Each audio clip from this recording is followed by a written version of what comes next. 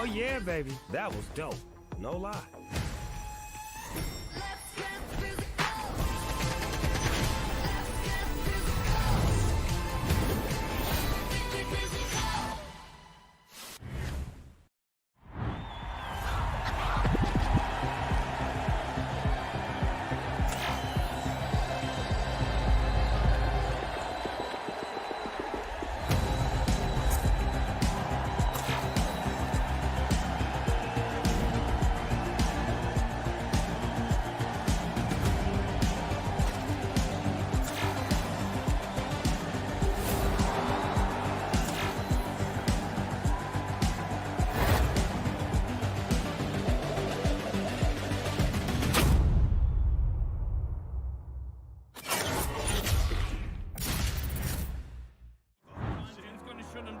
It's a double kill for Jim. Oh my God, Jim! Looking pretty good. It's gonna be a triple kill. Jim comes on fire. Jim comes on fire.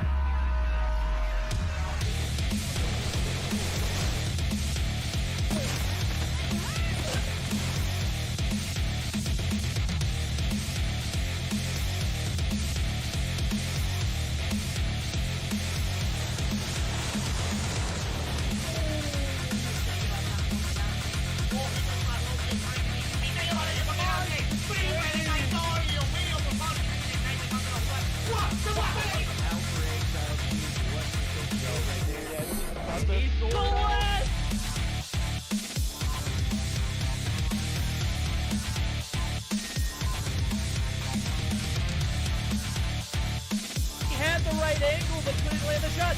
The dark scope, the two-piece!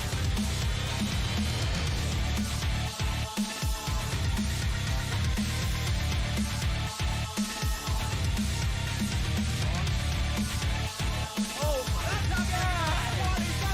Cada equipo ahí contesta sus dos trató de darle ese respetazo ahí, consigue eliminar a Pelusa y rápido se voltea y Destaque na marotagem, belo ângulo dele. For him, he's gonna be able to take out. Oh my God! Oh no! He was down to 1 second on the clock. Já pegou bala na cara do Master. O Almairinho vai tentando fazer o primeiro.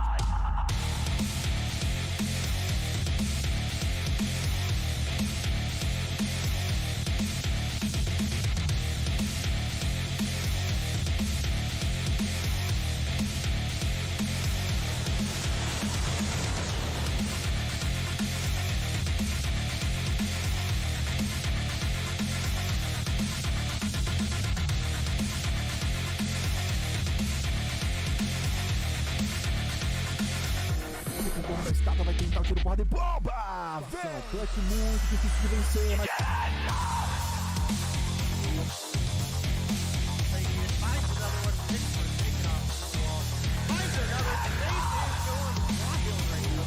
Anywhere on the body that you hit, he no-scope for Apollo right there. He no-scope.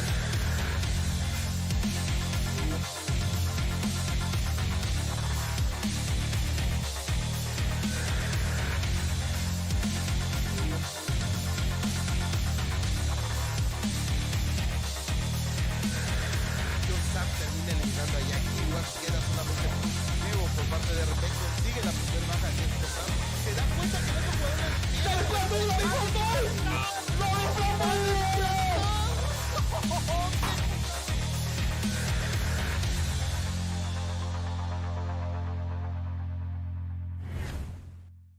Alrighty, good evening, ladies and gentlemen. We are back at it, ladies and gentlemen. Take a look at this big, beautiful face right here. Small, beautiful face, whatever you want to say. The champion has returned in the form of Imperium. The man, the myth, the legend. The Irish potato. The man from Georgia. How are you doing today? How you doing? I think, yeah, that's all I had, bro. That's all I got. Look, firstly, it's been a while. I will admit that. Humble apologies to everybody who either has missed me or hasn't missed me and are now thinking, oh, what is this? What is this idiot's voice doing back on broadcast? Jesus Christ. We won't gain! Look, it's genuinely a pleasure to be back. I took had to take a season off for my own personal reasons, all that blah blah blah blah, whatever BS. But now I'm back, and I'm really looking forward to this season. I know we've already had a day go by. Ronan and Verdict sat in with me for VC over the last 30 to 40 minutes and gave me a bit of a lowdown on a couple of the changes. I still will be an element of rusty, but I'm here for it. I'm here for the teams, and I'm here for the players, and I'm here for the competitive action, Verdict. Oh yeah, you definitely know that EU is going to bring that, and a lot more now as we're getting geared up for it. We're in day 2. That's right. Day 1 was a success. We had some upsets come through. I think Clash was able to take down FM420. I know that series started off with a DQ, but a qualified team has already taken down one team that was invited. So, you know, this is EU. Anything can happen. I think one of the things that I said in a tweet a couple days ago is you can't spell EU without DQ. And I know that played into effect in that matchup in particular, but I mean, this scene is, you know, just all so dynamic, man. You're mentioning the Ferg tournament. I know we were talking about that a minute ago. Something that needs to be talked about. All 3 players who won the AR, the SMG, and the Sniper 1v1 championship there, the 10K tournament, they're all from EU. And so we've got a lot of talent here in EU, and we're going to get to see at least 4 matches for today. Look, you know, individual talent, but how much do they really gel together, right? You know, I look at a roster like FM420, and I remember a lot of these players from the last season I commentated, and I look at them and I go, God damn it, that's a bit of a superstar team in the making, right? But they got to be able to put it together as a team, right? There's no Iron team. We know Nova, they're the gold standard right now. And now it's up to every single one of the players and teams together to try and reach that same standard. No, you're absolutely right. And I'm just going to go ahead and take a look as, you know, you mentioned Nova, you mentioned FN420. Well, some of the matches that we're going to see today are going to include those teams. FN420 going to start the series off against Portugal. This is another invited team versus qualifier team situation. We have 4 qualifying teams and we have 6 invited teams. So when those teams clash, kind of make it a big deal to see how that grade is for, you know, who makes it through and who doesn't. And who gets invited and who shouldn't be moving forward. Lux Aeterna and Illuminati EU for that second series of the night. Anarchy and EuroElite. EuroElite was a qualifying team, Imperium. Anarchy was an invited team. That is going to be a heated one because I feel like they stack up neck and neck as far as talent goes. And then we're going to cap the night off with a 117 not found. And, of course, your returning champions in Nova. It's shaping up to be a pretty solid series of matches. Of course, look, you know, Anarchy is a name that is being written in the history of COD Mobile competitive, not only in Europe, but globally, I would argue. Can they capture the same magic this season? One thing that I've been really excited about coming back to casting the Mobile Mayhem is that you have this mixture of the veterans, right, with the newer teams, with the newer players that, honestly, I know nothing about. And I've said this before, and I'll say it again. That allows me to have my eyes wide open, right? And a blank canvas for the players to paint whatever picture they want on that canvas and kind of say to me, say to you, say to everybody watching that, hey, we're a player, we're a team to be watched across this whole season. Yeah, and I think that's one of the things we were talking off stream as well. You know, who has remained consistent, who shows talent and shows potential, who's developed their talent, you know, and seem to step out and show up. I think some of the teams that we mentioned as far as being the most consistent, of course, are going to be your Novas, are going to be your Animus, are going to be your 117 not founds. And then, you know, you've got questionables of who has the most talent, but really isn't maximizing on that. And I think that's one of the struggles that you brought up there. EU has a hell of a lot of talent, but collectively as a team, just haven't seen it be as consistent as it could be. And I think that's where, you know, I think that's where we're sitting at right now. I think every season we see, you know, a team step up and step out and show that they can, you know, be great. But then when it comes down to it, they get into the limelight and they can't hold up, or they don't stick around. They don't stick around for long enough to produce the results that they are, you know, showing that they can produce. For sure. And look, there's many elements to the word consistency when it comes to a team game such as COD Mobile that in itself can generally be a little bit volatile. You've got the consistency behind you as a team and an individual set of players and how long you've been playing together, how easy it is for you as a team to learn from mistakes, whether it's strategy, formation, communication, whatever spin you want to put on it. But then you've got the consistency that revolves around your opponents and how familiar you are with them, right? And I think what is, to an extent, at least for me, different with this season is, like I mentioned, you have a number of teams that are newer and have a number of players who are new to the competitive scene, again, at least to me, that can throw that spanner in the works. So I won't be surprised if for today, tomorrow, or not tomorrow, but the next day, day 3, day 4, we do see a little bit of inconsistency as teams start to feel the flow of themselves and each other and build a platform of information, right, that they can then, leading into the second half of the season, counter, and we start to see a higher level of action. Well, I completely agree. You know, getting that information, using it to your fullest, trying to develop the best strategies in order to take down some of the best of the best. Obviously, Portugal have had limited time to do so, as we were actually looking at it. Players are finally start to fart. Finally start to join in the lobby. A little bit of a look. There's a few things that you're going to see consistently throughout Mobile Mayhem. I miss you. Exactly. Yeah. It's always that if you're going to be in a Mobile Mayhem stream and Day is there, he's, at some point, he's going to throw and mute. And if I'm casting, I'm always going to have a mouth fart, and I just let it rip right in front of everybody. But nonetheless, players are starting to finally funnel into the lobby. There we go. I said it. And we've got our information for the best of 3 to come as well now. As I'm taking a look at it, it does appear we're going to start this series off with a Hardpoint raid, followed up by a Search or Destroy on Standoff. Yep. If it does go to a Game 3 Imperium, we're going to be seeing a Search or Destroy Crossfire. Oh, this is other information that we did not, relay to you that's actually just massive. I did know about this, okay. But go on. Continue. So instead of seeing a Game 3 domination, since Control was added by Champs for regular Stage 3 and beyond series, Control's not playable. So instead of playing Domination, we're going to be doing a toss-up. It's going to be a random map selector and a game mode selector, in which, the two options are S&D and Hardpoint. So we won't see a Game 3 domination moving forward.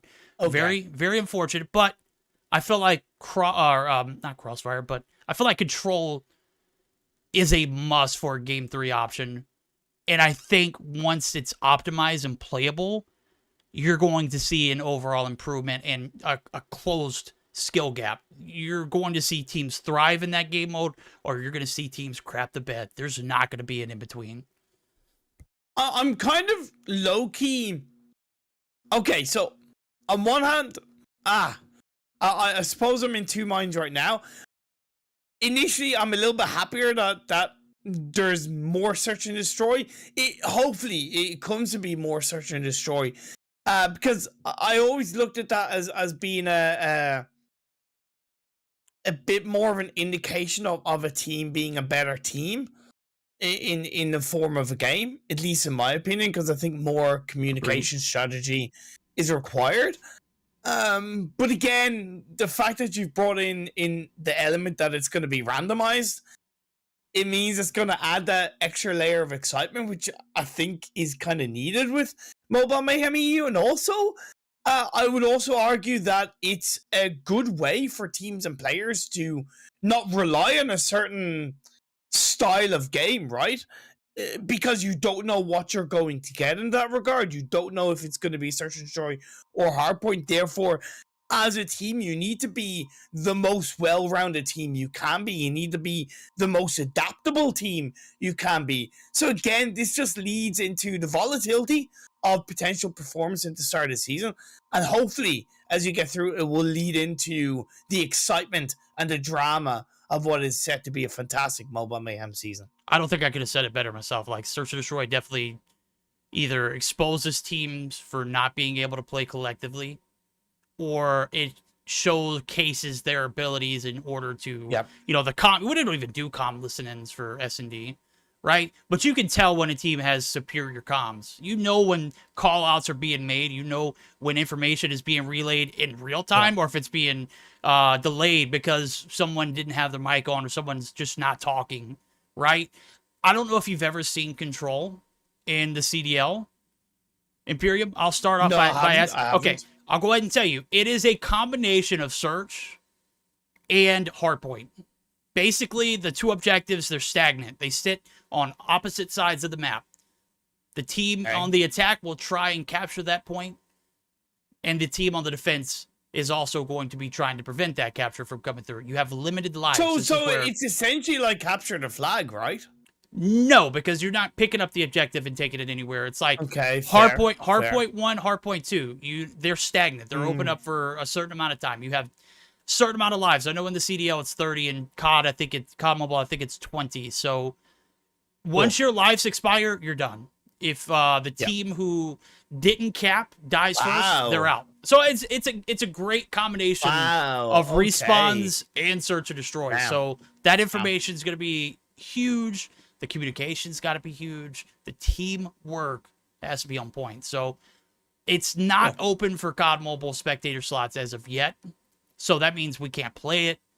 But if it's anything like the CDL, it's definitely going to be a match worth watching. So we are gearing up for it. I'm not sure what is going on as far as, the delay. We're 17 minutes after the hour. I'm trying to see if we've got everything good. Well, you got to change the map first. I think it's on random right now. Yeah. I put a message. Is Ronan throwing again? Bro, would it be EU if it wasn't for Ronan throwing? I go away for nothing changed. Couple of months. Yeah. And nothing changes. It's like I said before the broadcast, the more things change, the more they stay the same. 3 things in life are guaranteed. Actually, no. I'm going to make 4 things in life just to kind of bring an element of what you tweeted. Death, taxes, EU with the DQ, and Ronan throwing. Those are the 4 guarantees in life. That's money in the bank right there, homie. That is money in the bank. Hold on real quick, because before we can get this started, I don't know why we're having so many issues there. Yeah. There we go. Look, let's talk a little bit specifically, though, Verdict, about kind of the 2 teams in the first series, right? FM420, again, on paper, look like a very, very strong team. On paper, very balanced. Slayer, Feints, Brixa, Marky, all very experienced players with a lot of wealth of knowledge underneath their belt, but that in turn can come with egos and they can clash in their own way. But again, on paper, that certainly looks like a powerhouse team. And then you have Portugal, this kind of relatively unknown team, I presume, from Portugal, that has Baby Shark, Calabuso, FM, Calabuso, Pedro, Morpheus, Torx, and a newer player that was added very recently, Shaluxian. I think that's how you pronounce it. Apologies if I've dogged it. Like, coming into this, obviously I see FM 420 as the favorites, but can there be that little bit of an upset like we saw on the first day? Well, we also could see, that's definitely a case. Why? Because FN 420 is, they're very talented, but I mean, like we saw on Thursday, they're their own worst enemy as well as their best friends, right? You DQ in the first map of that series, and then you drop the ball and Search and Destroy. This could certainly be another upset on the horizon as long as Baby Shark and Calabuso continue to thrive. These 2 players have had some of the best stat lines in new players. As a matter of fact, Calabuso actually dropped 55 in a hardpoint game, which was a Mobile Mayhem record for regular season play. 54 was the previous record, and it was held by S-Thug in Latam for Zygnus. Not Zygnus at the time. So that kind of like throws it out there like, hey, this kid can fry, but he doesn't have that much support. So with an experienced team like FN 420 in the mix, I don't think, one person frying is going to make a huge difference. You need a support system here. Yeah. But you also have to factor in FN 420 don't always show up with their heads, attached correctly every series. So we'll, hope to see the best FN 420 put their best foot forward as we're going to go ahead and jump right into the action. Yeah, let's get ready to get the show on the road. Man, it's been a while, like I said, but I'm excited. Thank you to everybody showing up in chat as well. It's so good to be with the COD Mobile community, competitive community once again. Verdict, let's get the show on the road. Oh yeah, show's on the road. We're in the lovely Hollywood Hills of California. Raid. This ringside is certainly going to be a spicy one. You can see 3 players making that rotation through for the side. Portugal, they're going to be the first ones there, but might be able to hold off the push. The ringside has probably one of the best, or more competitive, I would say, P1s in all of Call of Duty Mobile. And right here, you can see it's a back and forth affair that offers a very vast amount of head glitches. So these breaks are going to be hard. Once you get your foot on the hill, it's going to be damn near impossible to get the break for the opposing team. And that's what the side of Portugal are finding themselves in right now. Looking at Lola, 3 of the players from FN 420 rocking the Kilo. Now, again, we talked before the broadcast, and you highlighted that Kilo is kind of the weapon for the players to be locking out the meta per se, and certainly FN 420 taking advantage of that, as they do have about a 30-point lead at the end of this P1. Yeah, they are. Do you see the rotations through? Jungle side looking like it's going to be compromised. Kitchen side is certainly going to be on the eyes here for the side of Portugal, but they're going to have to hold off the push with only 1 player left. Calabuso, he's the man with the plan, but he's going to be shut down. Balance calls a Mayhem already early on, and the break is in for FN 420. CBR is being utilized by Portugal so far, but they're going to make that work in their favor. Very picks up a 2-piece, 40 seconds, and it's hardpoint control for FN 420. Methodical, solid teamwork by FN 420. You said you're not sure which kind of FN 420 are going to show up, but it seems like one who are looking to win and really kickstart their journey in this Mobile Mayhem season. No, you're absolutely right, man. After having a blunder in the first beginning of the season, obviously you lose via DQ in map number 1. They're not looking for that same case, and I think there's something else that we forgot to mention too. They received a buff for tomorrow. We're going to go ahead and give it to them now. That FN 420. 420's tomorrow, homie. They're getting a little bit of a kickstart here. They've got a 50-point advantage rolling into this garage side. Alrighty. Oh man, let's see if they can smoke their opponents and send them high up into the hills of COD Mobile Competitive, or should I say down the hills of COD Mobile Competitive. Is it going to be some good P3 control in return for the members of Portugal? This garage area is always pretty tricky to lock down, but I gotta give props to Portugal after a pretty tricky first 2 hardpoints. They've definitely found a bit of a groove in this P3, but of course, balance, some player, some skill is going to come in and get the trade-off. Yeah, you got to have a joint push right into the objective here if you're FN 420. They did. They get the numbers into the front side. Now here comes the operators. Marky looking to electrify anybody at his sight. Veery's going to be the last one on the objective. No, there's still FN 420 all over the point. This is a big break and a firm stick there. 10 seconds left. They're going to be able to get that scrap time for free, but they sacrificed the rotations early on. Now I'm thinking P4 rotations are about. Courtside looks like it might be a spicy one. We'll go ahead and jump in for a quick listen in for the side of FN 420. See how those comms really sound and if they are going to put their best foot forward on this break.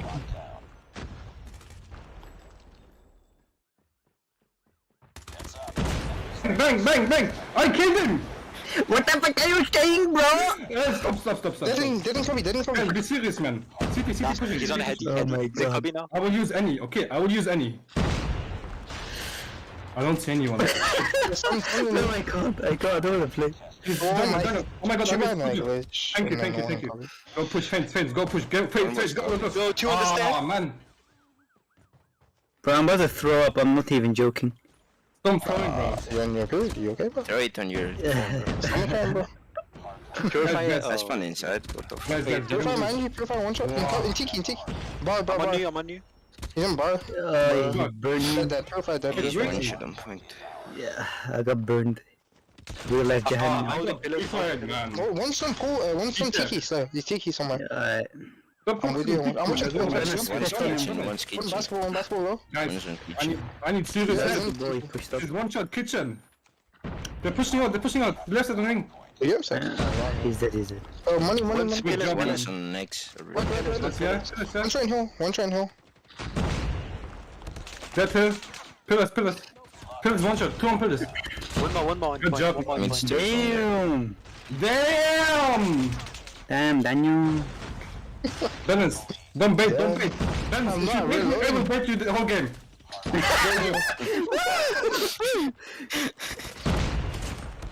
We were worried about what kind of FN420 team we were going to get. And let me tell you, chat, they do be trolling, homie. I got to say, I was cracking up. I saw and I looked up at your camera. You were just chuckling away, homie. Man, look, it's quite obvious they're having a bit of fun, right? You know, and that's okay.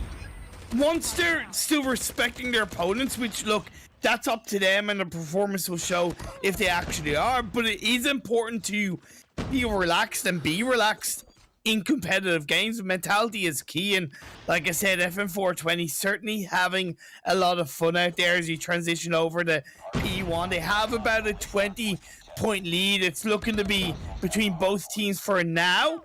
As yeah, good stuff from FN420. Can't really argue with it. I love the V-Ray verdict.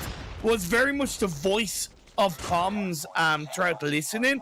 His voice really comes across in a good way. It does, and I like Balance. Balance has always been very vocal. The call-outs have been on point. I think Theory offers a different dynamic when you're speaking about this roster as far as listenings go. But, you know, when I'm looking at the scoreboard, you can see it. Balance is absolutely baking this squad right here. It's 23-14 on the flip side. Calabuso has continued to reign superior for this Portugal side, but right now they're not going to be able to get the break on this P1 site. This is a story all over again. We've got a P1 reset coming through. The same scenario. Can the side of Portugal make the comeback here? As they didn't have a very good P2 rotation earlier. I mean, they did, but they just get absolutely, blown away by the competition. So we'll see how it buckles up now as does look like the side of FN420, they're not going to give it away for free. And the first little initial, hold is going to be at FN420's hands. It's up to FN420 to weed out the players from Portugal little by little across that P transition, right? Because P2 is a little bit easier to an extent control, so you want to try and just bait them out a little bit one by one. Faints gets a double kill in a really good point of this map, holding on to the point very, very well. 28 seconds left on the clock, and this could be a clean out for FN420 early on in this series. Yeah, homie, they are all gassed up. That is right. FN420 have taken a lead, and they are not looking back. It is 70-plus points advantage going in their favor, and it is getting worse by the second. The last little bit of 10-second trickle time easily going to be obtained there from FN. They are going to be making the rotations over. One player left on the hill. Nope, they're all going to abandon. You can see it. Portugal, they're on the flip side. Calabuso spawns all the way out, and that is a tough one. Baby Shark as well. Yeah. 3 players in the objective here for Garage. The best thing that the side of Portugal can do here is probably die outside of the zone and then make their rotation in through AC, and you can already see it. There's already a mass influx of FN420 there. Jesus. Yeah, that respawn over to the opposite side of the map was unfortunately killer for the side of Portugal. I can see, Calabuso was really trying as hard as he could get to that garage area from behind to try and at least surprise the members of FN420. They have been able to regain control with 25 seconds left on the clock, 203 to 141.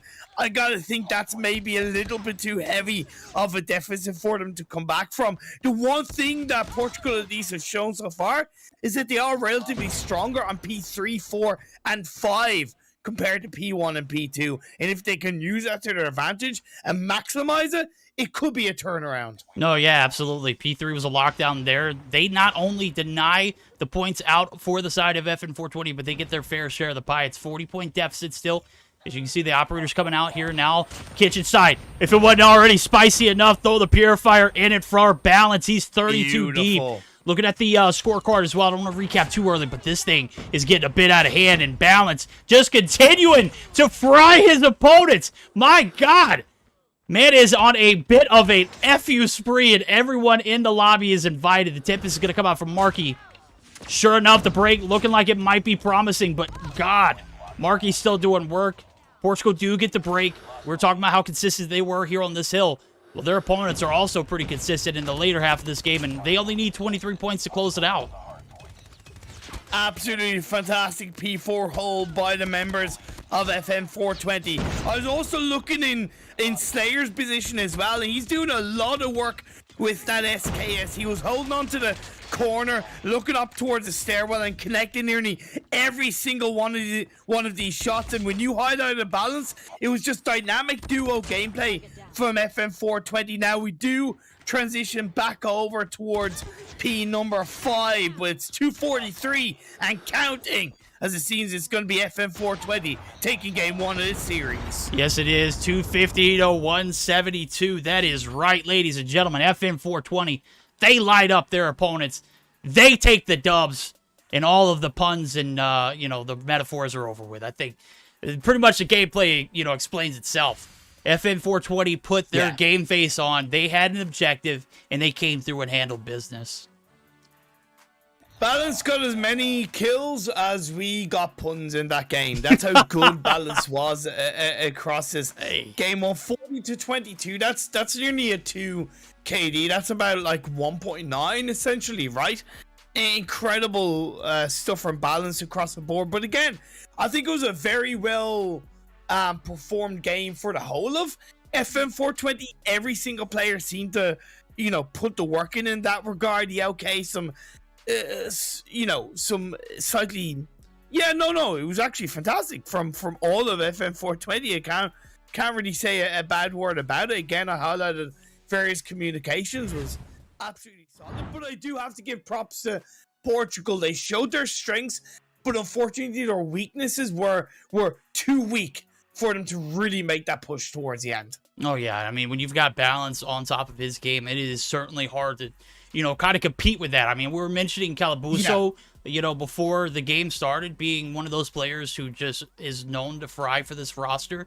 There's an issue when he's going neutral and the remainder of the lobby is very heavily negative. Obviously, they've made a few roster changes but I think FN420 needed this one to really get back on pace and back on track to being one of those elite teams in EU. And a little bit of a blunder on Thursday. I think they learned from it, and obviously in the comms, it's still fun. I mean, this is exactly what you expect from this squad. Their name, literally, FN420 means Fort Nuts 420. We weren't going to say that on stream, but I felt like I owed it to you, chat, after hearing those comms. I mean, I was chuckling, you were chuckling. I wish I would have swapped the face cam, because at that point, it was gold. I mean, we're talking about like golden pinnacle for EU as Nova. Well, the golden pinnacle for your face was at that moment, homie. I gotta say, like, we just couldn't hold it in.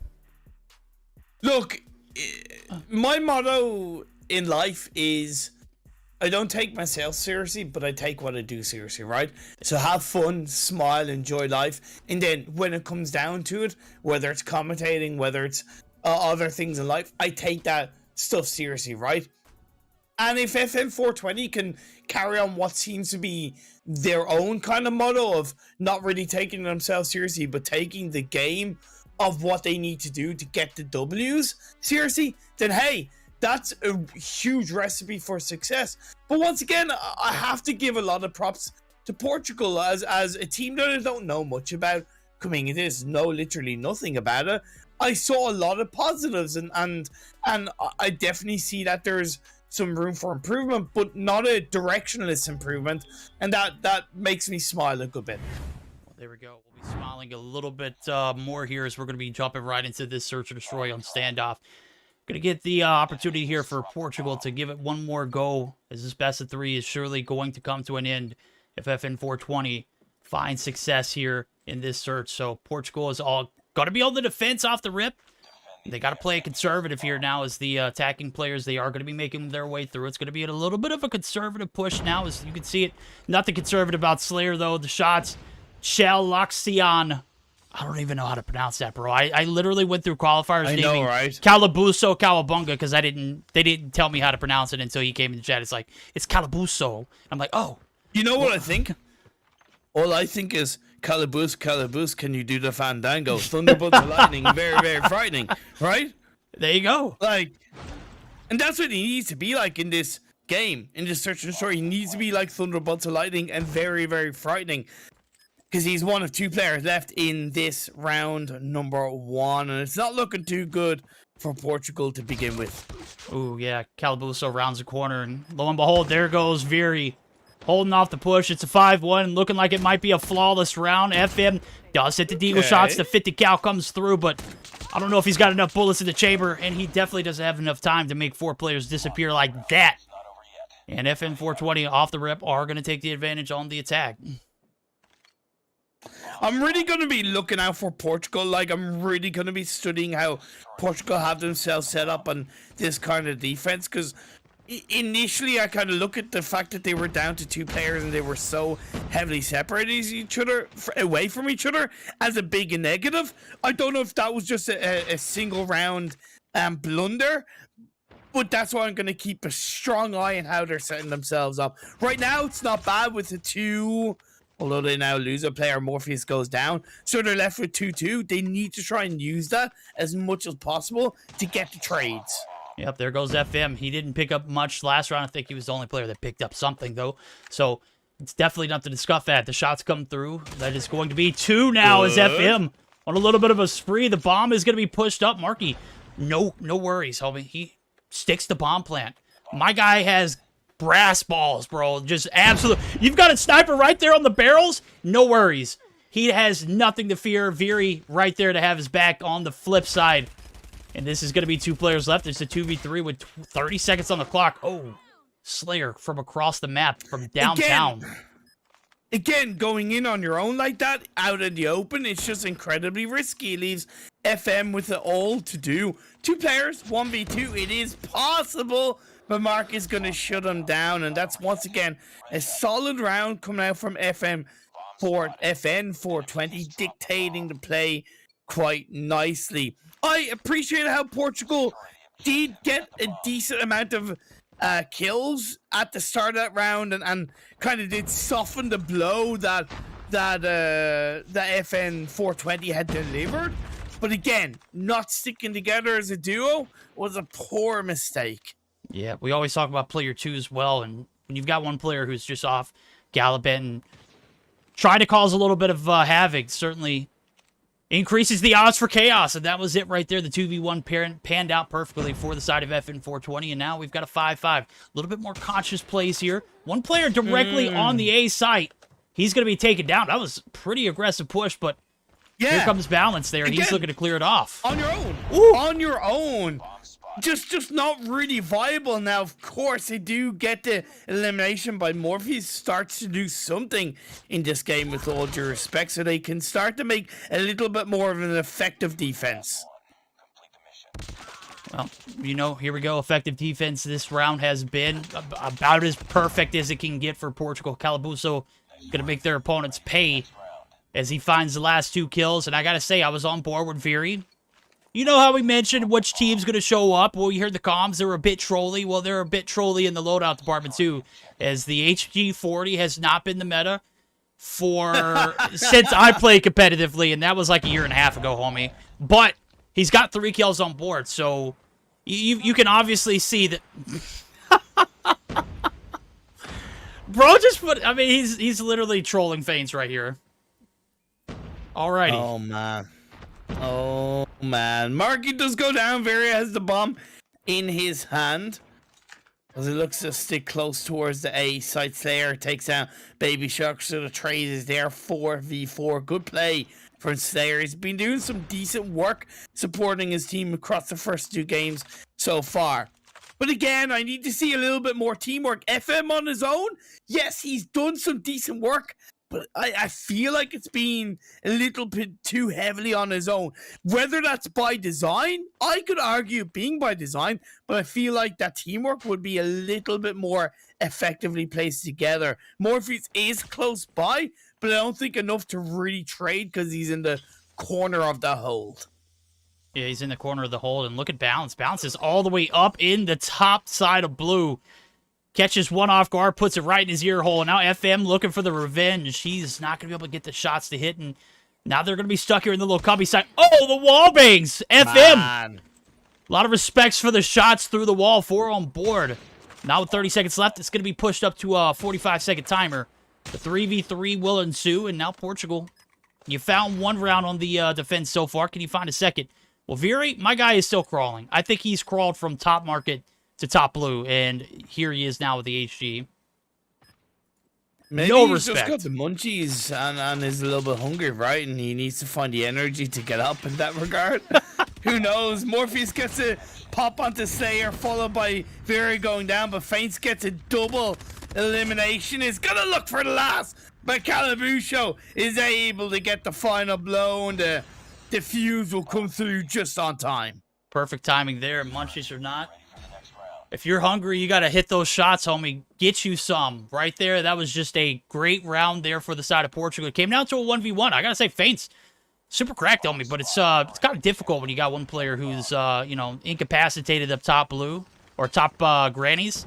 and you're left to do it all on your own, even when you have 2 other teammates. So here we go. The push in is going to be another conservative, and you can see 3-2 split there for the side of Portugal. They're just trying to make ends meet. Well, they have found success 2 rounds in a row. Certainly a little bit more life here, but this is the last round of the defense, so now you're going to adapt and swap sides after this.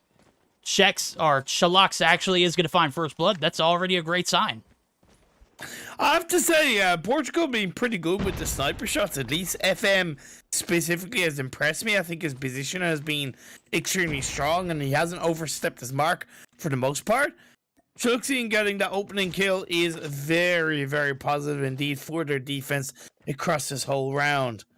But with Feints and Balance still alive, you can never count out FM 420. Possible A bomb push is there, but Morpheus gonna get the second. Yes, indeed. He held the cubby site. Balance peeked it. Did not look inside the cubby, and now Viri's looking for the trade. The wall bangs through the side of the corner of the building. Not going to hit. Viri does have the HG in hand as he's also picked up somebody's sniper. There's somebody in the backside of gas, and they're trying to deal with him. Calabuso, smooth bandit style, is going to get away. Smooth criminal. Did not do any damage, though, so a little bit of information is going to be found, but almost gets that info and dips now as we see 3v5, about 25 seconds on the clock. FN 420 trying to maintain the advantage that they started off with. Well, Slayer does find another, but it's the 1-for-3s coming in. We might see another round in favor of the side of Portugal.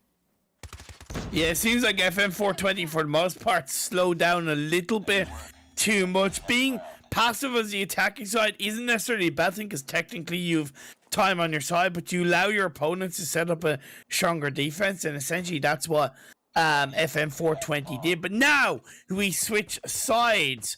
FN 420 are on the defense, and we'll see how they play it now. They've got a 3-2 split themselves. 2 players pushing this back alley area. Very just hitting whatever he can. Is going to lose out on balance as Calabuso, the demon himself. CBR at hand, the peaks, the slides, the jiggles. Oh, he rounds a corner. Guess what? Morpheus is there. And that's going to be 2 players dropping early for FN 420. Well, we mentioned the advantage is swapped, and the advantage remains. FN 420 on the backs of maybe some slightly questionable gameplays. Obviously, lose focus later into the night as, you know, a little bit of high times come through. Maybe a little bit of that 420 vibes coming into effect.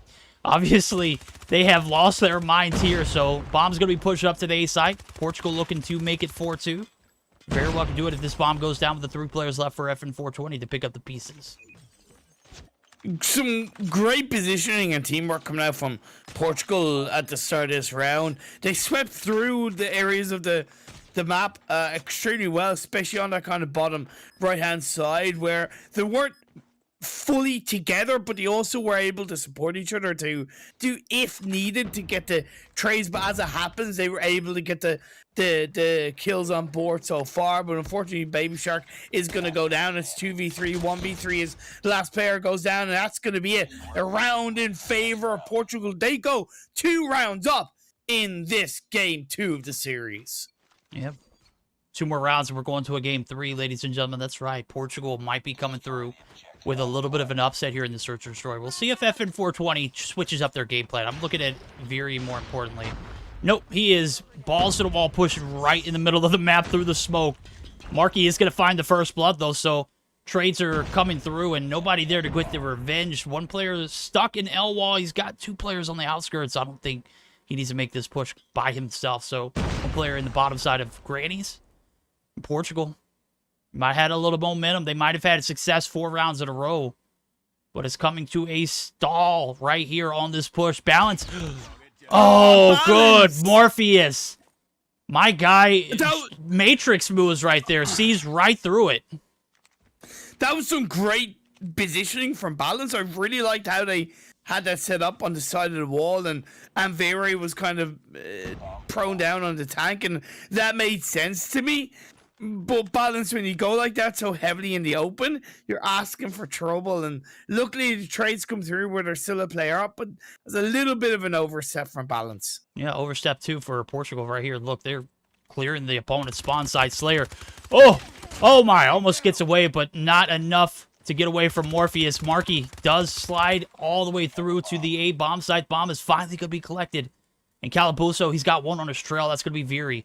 My guy has been trying to force the hands with the HG40. Hasn't had much success since I mentioned it a few rounds back, but Marky has been a unstoppable beast. As soon as I say unstoppable, Calabuso, just remind him of your name, homie. Is certainly one that carries weight here in this matchup, as you found your 9th right there. Viri right on the opposite side of the wall. A little bit of a split. Who's going to get the shots in? Oh, Viri wins that. How do you win that on a heady? Of course, you've got the heady and the HG40 in hand. There's no way you can go wrong, right? It's all the HG40, man. You know, it's a new meta. So I'm calling it. Viri just kind of making all kinds of metas in COD Mobile. He doesn't even know what he's doing right now. No joke. Just one of those things that came through, and luckily they do pick up around, so it's only 4-3, but still, Portugal do have the lead. Portugal do have the lead indeed. Now they've got 2 players dropped early. They're going to go ahead and make the push towards the A site. Nobody really there to contest. Feints looking for the wall bangs. I say nobody's really there, but my guy is damn near right on the head of Baby Shark. Slayer does come through. Slayer has been just an absolute beast with this Deagle and DLQ combo. Calls come through. Bomb goes down. 35 seconds on the clock. Shalux, good shots through. Balance drops, and now it's all on Feints and Slayer. It seems like the story that we've seen over and over again. Feints, Slayer, one of those 2 being a clutch situation. Well, they're both now in a 2v4 scenario.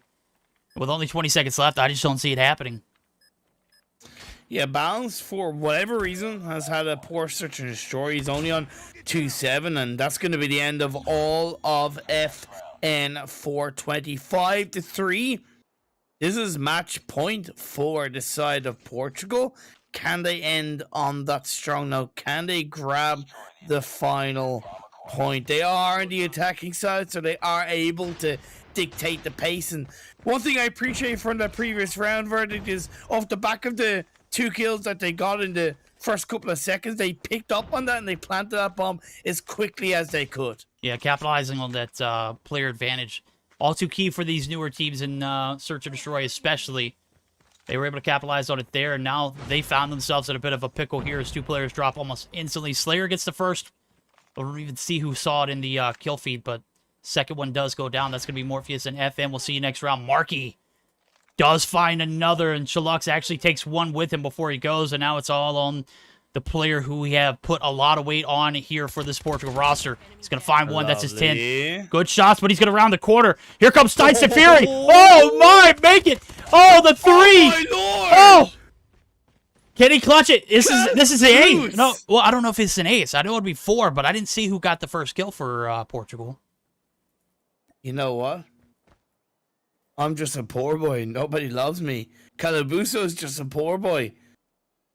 Actually, no, that doesn't make sense. I'm just going to show up because he's on a 1-man wrecking machine, and he has the opportunity to close out this round and close out this game for his team. You highlighted him as a player to watch, and I gotta say, give or take, he's proven it. I don't know how seriously FM420 are taking it, but yeah, that's unfortunately going to go against them. No, it is indeed. I called Tyson Fury's name out. I probably should have called Deontay Wilder because whoever's on the other side of the wall completely whiffed right in front of Calabuso, and he made him pay. The movement absolutely paid off. Now we're 5-4. Another round has been bought from FN420 on the backs of Slayer, continuing to do Slayer things now.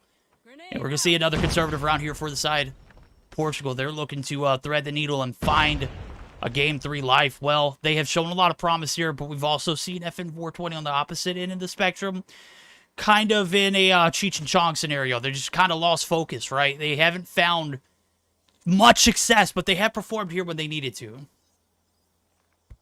Morpheus and Chiluxian, even along with Calabuso, are sticking together for the most part.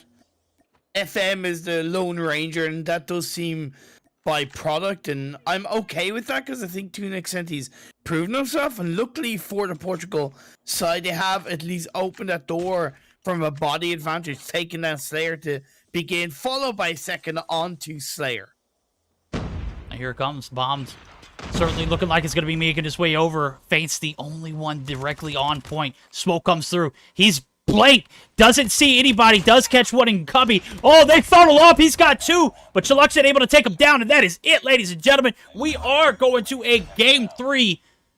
Special thanks to Portugal for coming through with that 6-4 victory. Good night. FN420. You gotta close this out. You can't be playing with fate here, rolling into a Game 2, and now you've got to fight for your life here at a Game 3 opportunity. Domination, not on the agenda. We're going to another search. I don't know how seriously FN420 were taking it, being honest.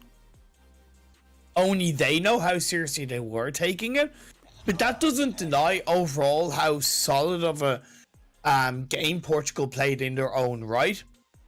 Especially as the attacking side, I really appreciated how they had formation set up, and when they did get that by the advantage, they didn't take it for granted. They didn't really slow down too much. They were at a consistent pace, and I could see that there was a decent level of communication. I would say as strong, if not stronger, showing than we saw from them in Game 1 Hardpoint. And I hope FN420 take this Game 3 a little bit more seriously, and we're able to see even more then from Portugal as well, because, yeah, I see their potential. I completely agree with you guys. We're rolling into this Game 3 opportunity. I gotta say, Calabuso's a freak, homie. My guy is cracked. You know, I don't know what other way to say it. 13 kills on board. Special thanks to FN420 for trolling. Yes, 100% Day. I completely agree. We're going to be buckling up and going into this Game 3, and it's going to be on a crossfire map where, as I'm seeing the best of 3 on screen, the Search and Destroy Hacienda was vetoed by the side of FN420, and Portugal have opted to ban Hardpoint Takeoff. So, of course, the third game is randomly selected, both the mode and the map, and we find ourselves in a little bit of a, I don't know, this is a map where snipers could be huge, and also could be, you know, better teamwork is going to pay off. Obviously, we're still going to be on the flip side for the attack. That's going to be FN420 off the rip. So, I don't know, this is a toss-up. Well, look, at the end of the day, it's in the name of the map, right? Crossfire. There can be a lot of crossfire, so having your wits about you and being very patient in this map at times is quite key. I still think FN420 will close it out. Not that I don't have faith in Portugal, but again, it's like I said, I don't know how seriously FN420 were taking that previous Search and Destroy. Crossfire, to me, is going to be FN420's to lose. I think they're a very strong team, and they'll know how to get the most out of the map. Well, we'll have to see now as we're getting geared up for it. Obviously, everyone's going to have B on their mind. That bus station, you get control of that as the attacking team.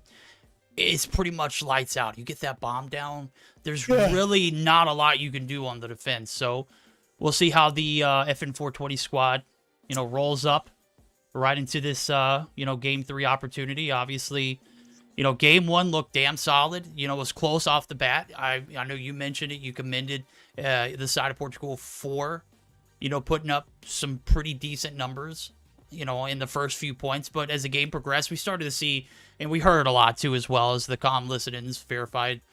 FN420 was there for a great time. They also were in for a good game too. So it just happened to play hand in hand there. It didn't play hand in hand in the search. Obviously, the HG40 from Viri, the Rytech from Balance. Those are two guns that you don't normally see in those two's hands. So we'll see which options they choose here now as we're rolling up into a crossfire search destroy for a. I'll tell you what player could be the golden nugget for Portugal. That's FM. Okay. Very impressed with his solo play and his sniping ability in the first search and destroy. Crossfire can be a good thing for a player like FM. He could be the kryptonite per se for FN 420 if he gets the angles, the timing, the positioning right. All right. On the flip side, I think the player that we're going to be having to look out for, there's going to be two, really. It's going to be Marky and Slayer for FN 420. Not only because... Sure. We just saw him play earlier. Actually, Balance is dipping out. Okay, he's resetting his device. Okay. I don't know if Balance is going to be as important. Obviously, he didn't participate 100% last game. He used a Rytech, right? I mean, he's not a sniper main, okay? Marky and Slayer, I know those two guys are punching air because they were trying to close this one out, bow and ribbon 2-0, right? Well, Rude Awakening, Portugal doesn't care if you're trolling or not. They'll take it however they can get it, homie. Interesting. Okay. Oh, man. I don't know. Hopefully we can,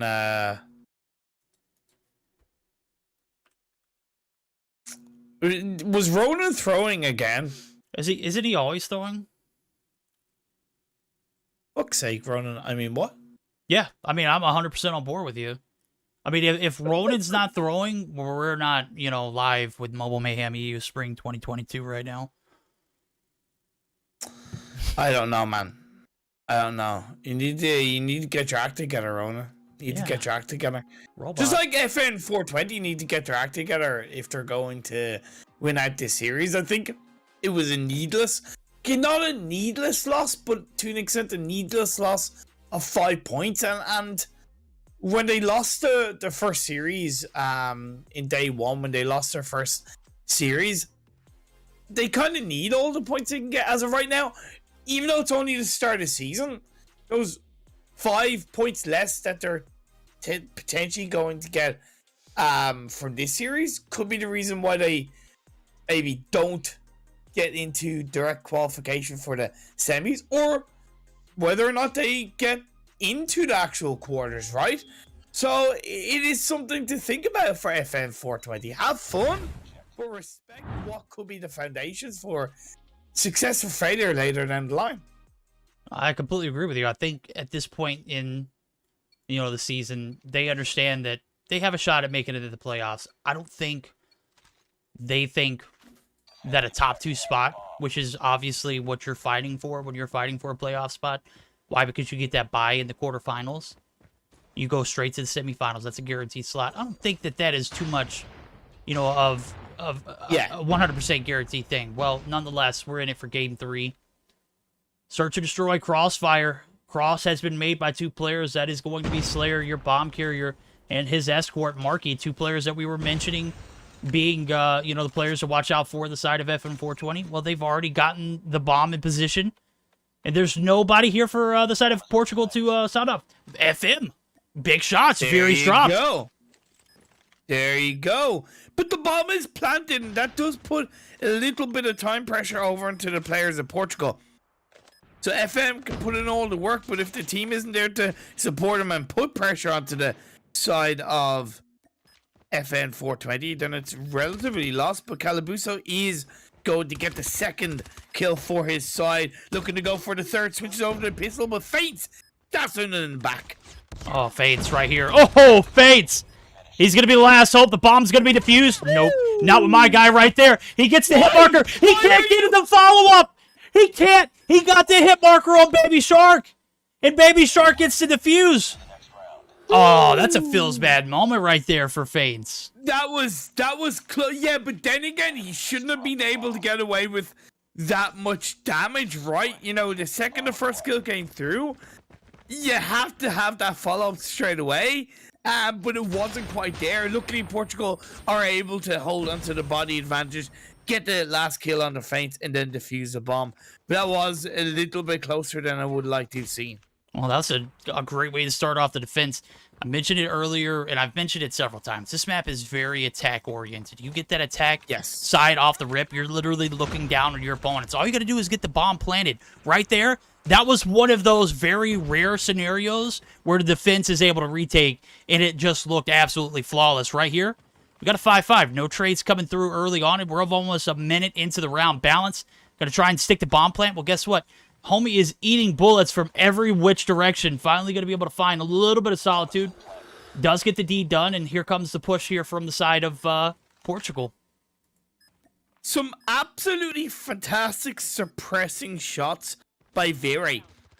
Even though he goes down, initially he was absolutely popping sniper shot after sniper shot. And even though they weren't connecting, again, it was that suppressing fire that slowed down initially players from Portugal, but they're able to claw back. Even though two of their players go down, FM pops up, is able to get third, but we're left in a 2v1. No, a 0v2. That's going to be around for FN 420.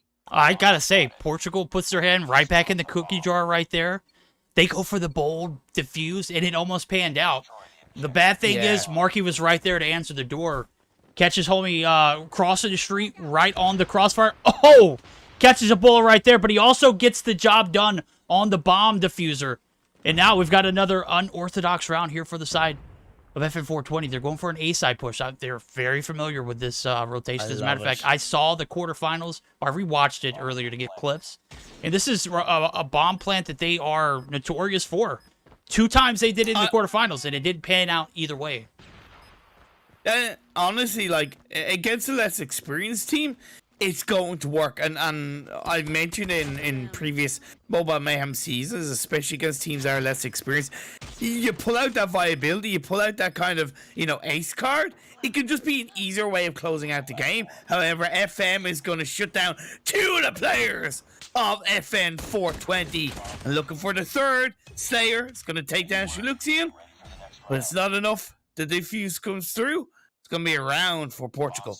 This is an F in the chat right here. FN 420 on the attacking side. 3 rounds they've gone through, and they're down 2-1. Obviously, you still have got, what, 2 more rounds to go. You can probably take an advantage, but this is really just not a great way to start off on Crossfire. We mentioned the advantage being in the attack's favor.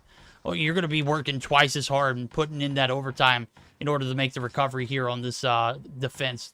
First blood does come through. Baby Shark going to be caught right there in shallow waters, and he is taken out. So we've got the bomb plant coming through right here on the B site. So the A side push, again, it didn't pan out. And an unexperienced team, they came through. The retake, almost immaculate. Baby Shark's down. Body advantage over into the side of FN 420. Bomb is planted. That's a positive thing. Time is ticking, and Portugal need to start making a move. With Morpheus going down, that leaves them with just 3 players.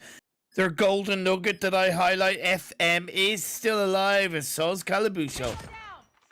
Scratch that. He's down. So is Chillax. Now it's all on FM. Flawless round. Much needed one here for FN 420. FM's going to bite the bullet there in the bottom side of this corner building, and we've got a tie game. It's going to be the last time we see the attack here for FN 420. It just hasn't been as convincing as I needed it to be. Obviously, we're still in that little bit of, you know, that 420 buff coming through, and obviously it's lingering on in here in this 3rd game of the series. But again, this is a team that did not earn a single point from day 1. They lost. They DQ'd. And here they are, day 2. Not repeating the same pattern, but looking for the same result, obviously.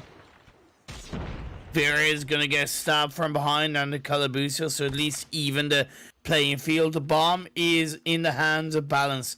Looking to play towards that B bomb site with his team, or with his teammates around him. He's going to be able to get an elimination of the Baby Shark with the scythe, and that's a pretty disgusting elimination, if I do say so myself.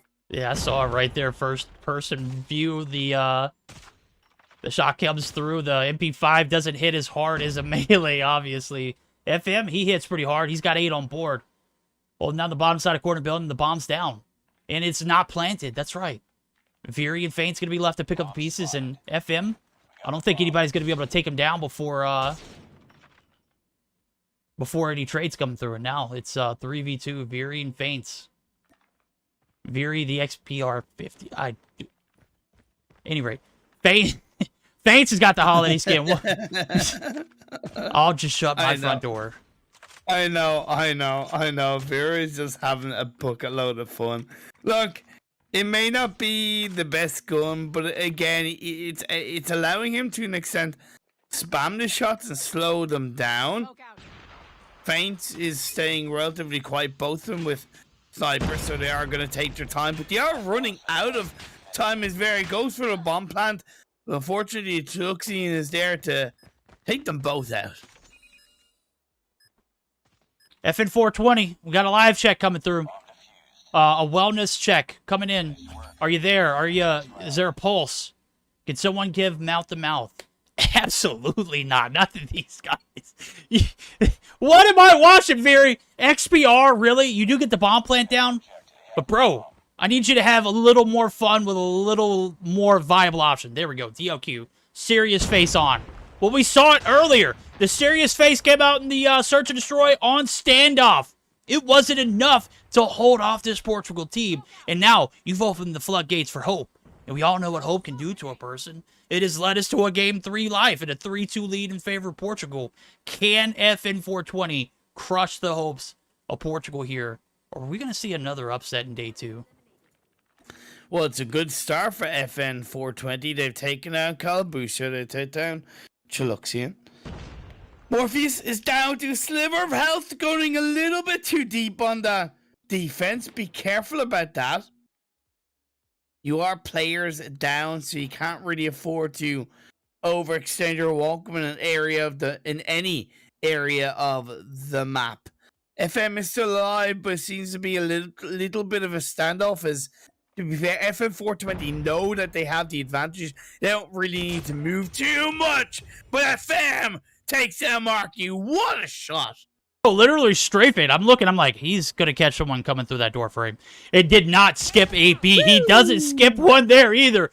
And we are tied up with advantage. The bomb is going to be collected. Morpheus trying to get the bomb across the street safely. Can he do it? He didn't look both ways, homie. Feints right there to take the shot. The DOQ holiday skin. He's looking for FM too. This is a bloody one, but FM! FM. My guy is on a spree, bro. What is that, 3 in a row? Yeah. Sheesh. Look, say what you want. I don't care how little or how hard FN 420 are trying right now, but I'm genuinely impressed with FM. Genuinely a player to watch in this mobile Mayhem season individually. Picks up very... yeah, just thank you, FM. Seriously, solid shots coming through. Solid ones indeed, and here comes Slayer. He is looking for the ninja, but he's got to deal with Baby Shark, who's right on the opposite side of the bus. Oh, my! Had the right motive, but does not hit the shot in Imperium. 2 rounds away. We were in a similar situation in the Standoff Search and Destroy, and here we are. 4-2 advantage, Portugal. They're on the good side of the map. They've won just most ridiculous rounds. They started off losing 2 off the bat last round. And even with FN 420 playing a little more serious, the results are there. Portugal. Okay. Prove it. Look, capping. That's all I'm going to say. Absolute capping. At the end of the day, you reap what you sow. And I talk about having fun and Not taking themselves seriously, but taking what you do seriously. Right now, FM420 doesn't look like they're taking what they are doing seriously, and it's coming back to bite them in the butt. Xitium with the bomb in his hands, overlooking the pathline, the road down towards the bottom of the hill. Switches on over, goes near the B bomb site, but the rest of the players of FM420 have been able to find a little bit of cover. Well, you know, you said it, or got to take it serious at some point. Well, they may not be taking it serious the first few rounds, but they are certainly taking something, and that is FM shots, bro. My guy has given just god-tier snipes. Just ridiculous coming through. He finds first blood, and now it's balance. He's going to be able to get some shots in, but Marky's going to be able to get the credit for the kill. Morpheus right here peeks the angle, the top side of the staircase. Certainly some shots coming through, but Morpheus does a great job of backing down. And the timing is perfect. 25 seconds left on the clock. Enough time to get this bomb plant down. FN420 have to prevent this from happening. And there's nobody there. Marky looking to thread the needle. The bomb is... Oh, my. Balance says absolutely not, but the job gets done. Now it's a 3v3. The 1-for-1's coming through. And that is going to be Baby Shark. Doop coming through. And we've got two players left, Faints and Slayer. Can they make it happen? Who needs Mama Shark? Who needs Papa Shark when you have Baby Shark? But Baby Shark does go down. He's going to be swimming at the bottom of the ocean with the fishes. Faints and Slayer. It's a 2v2 with 60 seconds left on the clock. A move has to be made by FN420. A pistol whip on the Calabuso does open that door. Woo! FM, the last player alive. And he goes down and the defuse comes through. My God, FM had perfect positioning, but did not anticipate Fates coming through the top side of that window with the DLQ. 9 on board. It's a sweat fest.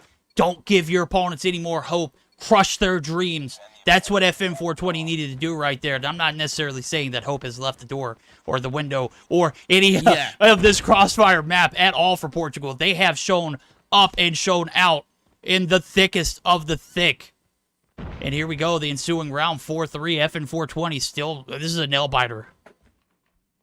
Tell you what, they're certainly dragging out this series. That's all I will say so far. So good from both sides, especially Portugal being ever impressed from them. FN420 just playing with their food right now. Solid defense laid out though. Balance is a little bit close by to B side, around the side of the stairwell. Goes for the wall bank shots. Doesn't really connect, but again will suppress the players of Portugal. FM gets the shot onto Balance. Marky traded out to Morpheus. It's a 4v4. Marky gets a second. He does. Crossfire. Right across the street. Catches him right there. Lacking. FM still doing some work. Calabuso's drop fear. He's going to be... take it down. Baby Shark bit off a little more than he could chew when Marky coming through, and now it's all on FM. The similar scenario that we saw last round. Oh, no. Very... You... Smoke ninja. Nothing to see from the side of FM. I saw him, dude. He was trying to find any kind of angle.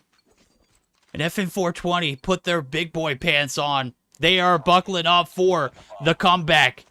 And I gotta say, you shouldn't have found yourself in this position to begin with, but here we are. Portugal. My God. FM, just a force to be reckoned with. Almost gets one in the deli site, but it's only a hit marker, and that is a sad moment.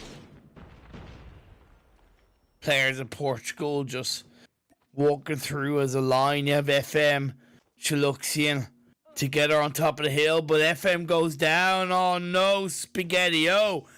Not only does it leave them a body short, but it's the man, the myth, the legend, the FM player to go down first. No radio waves for him in this round. As now Portugal are going to have to find the right station for themselves and get the bomb planted. Oh, here comes the push. Calabuso does not anticipate two right there on the bottom side of that staircase. Slayer, Balance going to be able to tag team right here, and there it is, man. The wall bang. The nade shot look like Slayer might be able to get something, but he doesn't hear anything where it will pay off. And Morpheus and his homie Baby Shark very content with holding down the bus station building. Well, guess what, Marky? He'll catch you inside the building, outside the building, homie. It don't matter. And it's all on Morpheus and Chiluxian. This Cinderella story, if one must say, might be coming to an end. But oh no, Chiluxian and Morpheus, they combine for 2. In the hope, it still remains Slayer. Waiting for that bomb plane or bomb to be picked up before he makes a move. Is content with holding the staircase, and here comes the push. No, Slayer! Going in on your own! With the bomb at that! With the bomb! Why? You don't make that bonehead move. Mongoose! Oh. You don't have the body advantage. You can't afford to trade. And why would you even go anywhere near the bomb plant? Oh, Portugal! I know the pressure is there, but just that mistake was so tough to watch. It was. I'm not preying on FN420's downfall, but I am certainly looking to see a round 11 here. And I think that was the best opportunity they had, but guess what? Oh my god! FM. Oh my god! Through the smoke! Woo. That was a sweet double kill. Oh, my Baby Shark does get the revenge, though. Veery peeks up a little aggressively. 2 players left for FN420. Marky, he says he's 2 players by himself. 10 kills on board. And now it's up to Marky and Feints to 2v3. The bomb is in the hands of Chiluxian, and he is looking to get a little bit of cover before he can get this bomb plant down. You can see it. Minute 18 on the clock. Portugal, a little...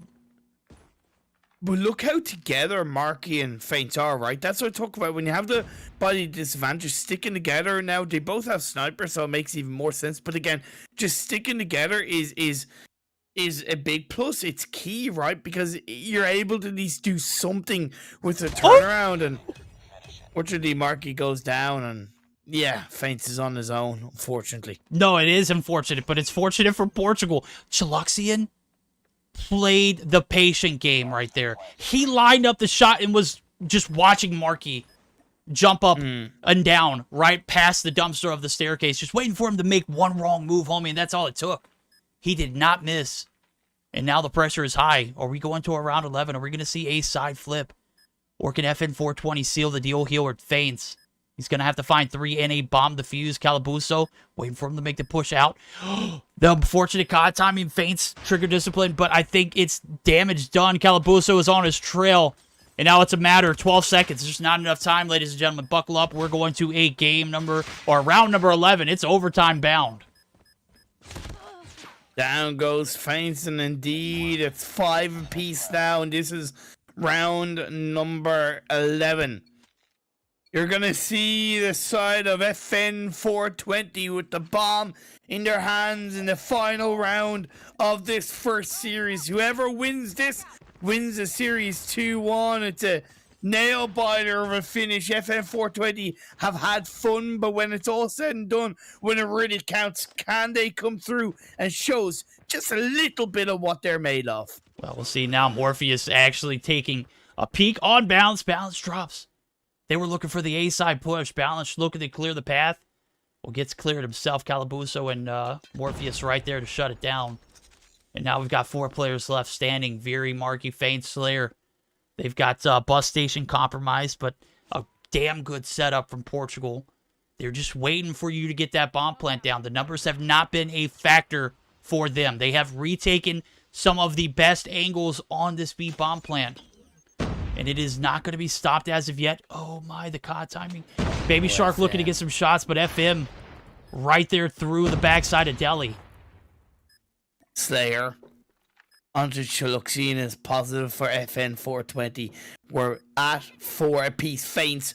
Calabuso is down. Morpheus, FM, and Baby Shark, the only 3 players that are left alive. Morpheus is under pressure. He's going to be dodged from either side, but FM gets the shots onto Marky. Close range with the sniper. Feints looking for the cross. Bomb's been compromised. 12 seconds left on the clock, and it's all on Feints. 1 down, FM. It's a 1v1. He doesn't even get a chance to look in Feints' direction.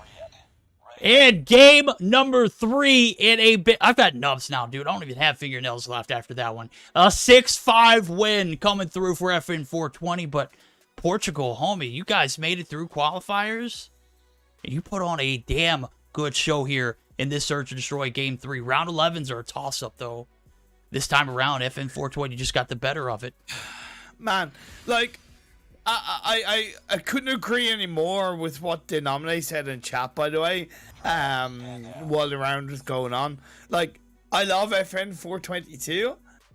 Portugal kind of deserved that win just for how much they really look to be trying. And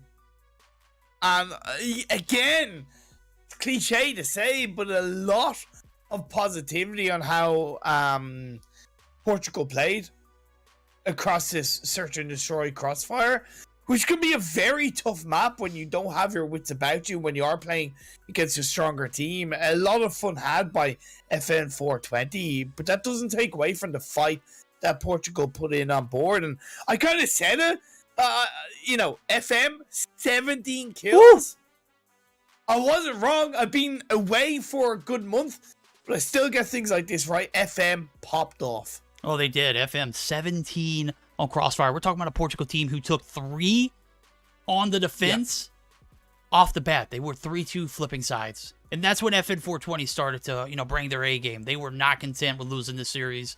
Feints in particular, those last 2, perfect positioning. Bottom side of that corner building, he gets one, and FM never really saw it coming. It was like a deer in headlights. Just caught off guard. But FM was certainly the story of this game 3, and really the life, the heartbeat for this Portugal squad here in this 3-game spread, man. I gotta give some mad props. I know there's a ton of clips I got off this one in particular, but Imperium, we've spent a total of an hour in total on a best of 3, my guy. Woo! This is what we're gonna be on board for the rest of the day. I don't know. I'm looking at the schedule, and and I think this next one should be maybe not as interesting, but certainly something to look forward to as I'm taking a look at it. It is going to be Lux Aeterna and Illuminati EU. You haven't seen a lot from Illuminati, but bro, let me tell you, when I said that this was like the Anarchy, the former Navi team that came through and stole our hearts, well, Illuminati stole our hearts last season, and I can't have like negative vibes about them. I always got to have like positive hope for that team because they just won a certain spot in my heart. We're just gonna have to find out how this series plays out as we're gonna get geared up for that. But Imperium, first day back on the job here with Mobile Mayhem, bro. How you feeling? Okay. I'm loving it, man. I'm loving it. I can't wait to use this series as a scope of perspective on how serious FN 420 really took it and how good Portugal can be. So excited for both teams, more so Portugal, and I'm here to see that road, that path being carved out by both sides across the season as we delve into the remaining games of today. Very exciting stuff. Verdict. Very exciting stuff indeed. So yeah, everybody, don't go anywhere. We got that second series and more coming up. We're going to take a short intermission because I know I'm going to need me a little bit of water, maybe a little bit of a refresh. And we're going to hear a word from COD Mobile, and we'll be right back after this intermission.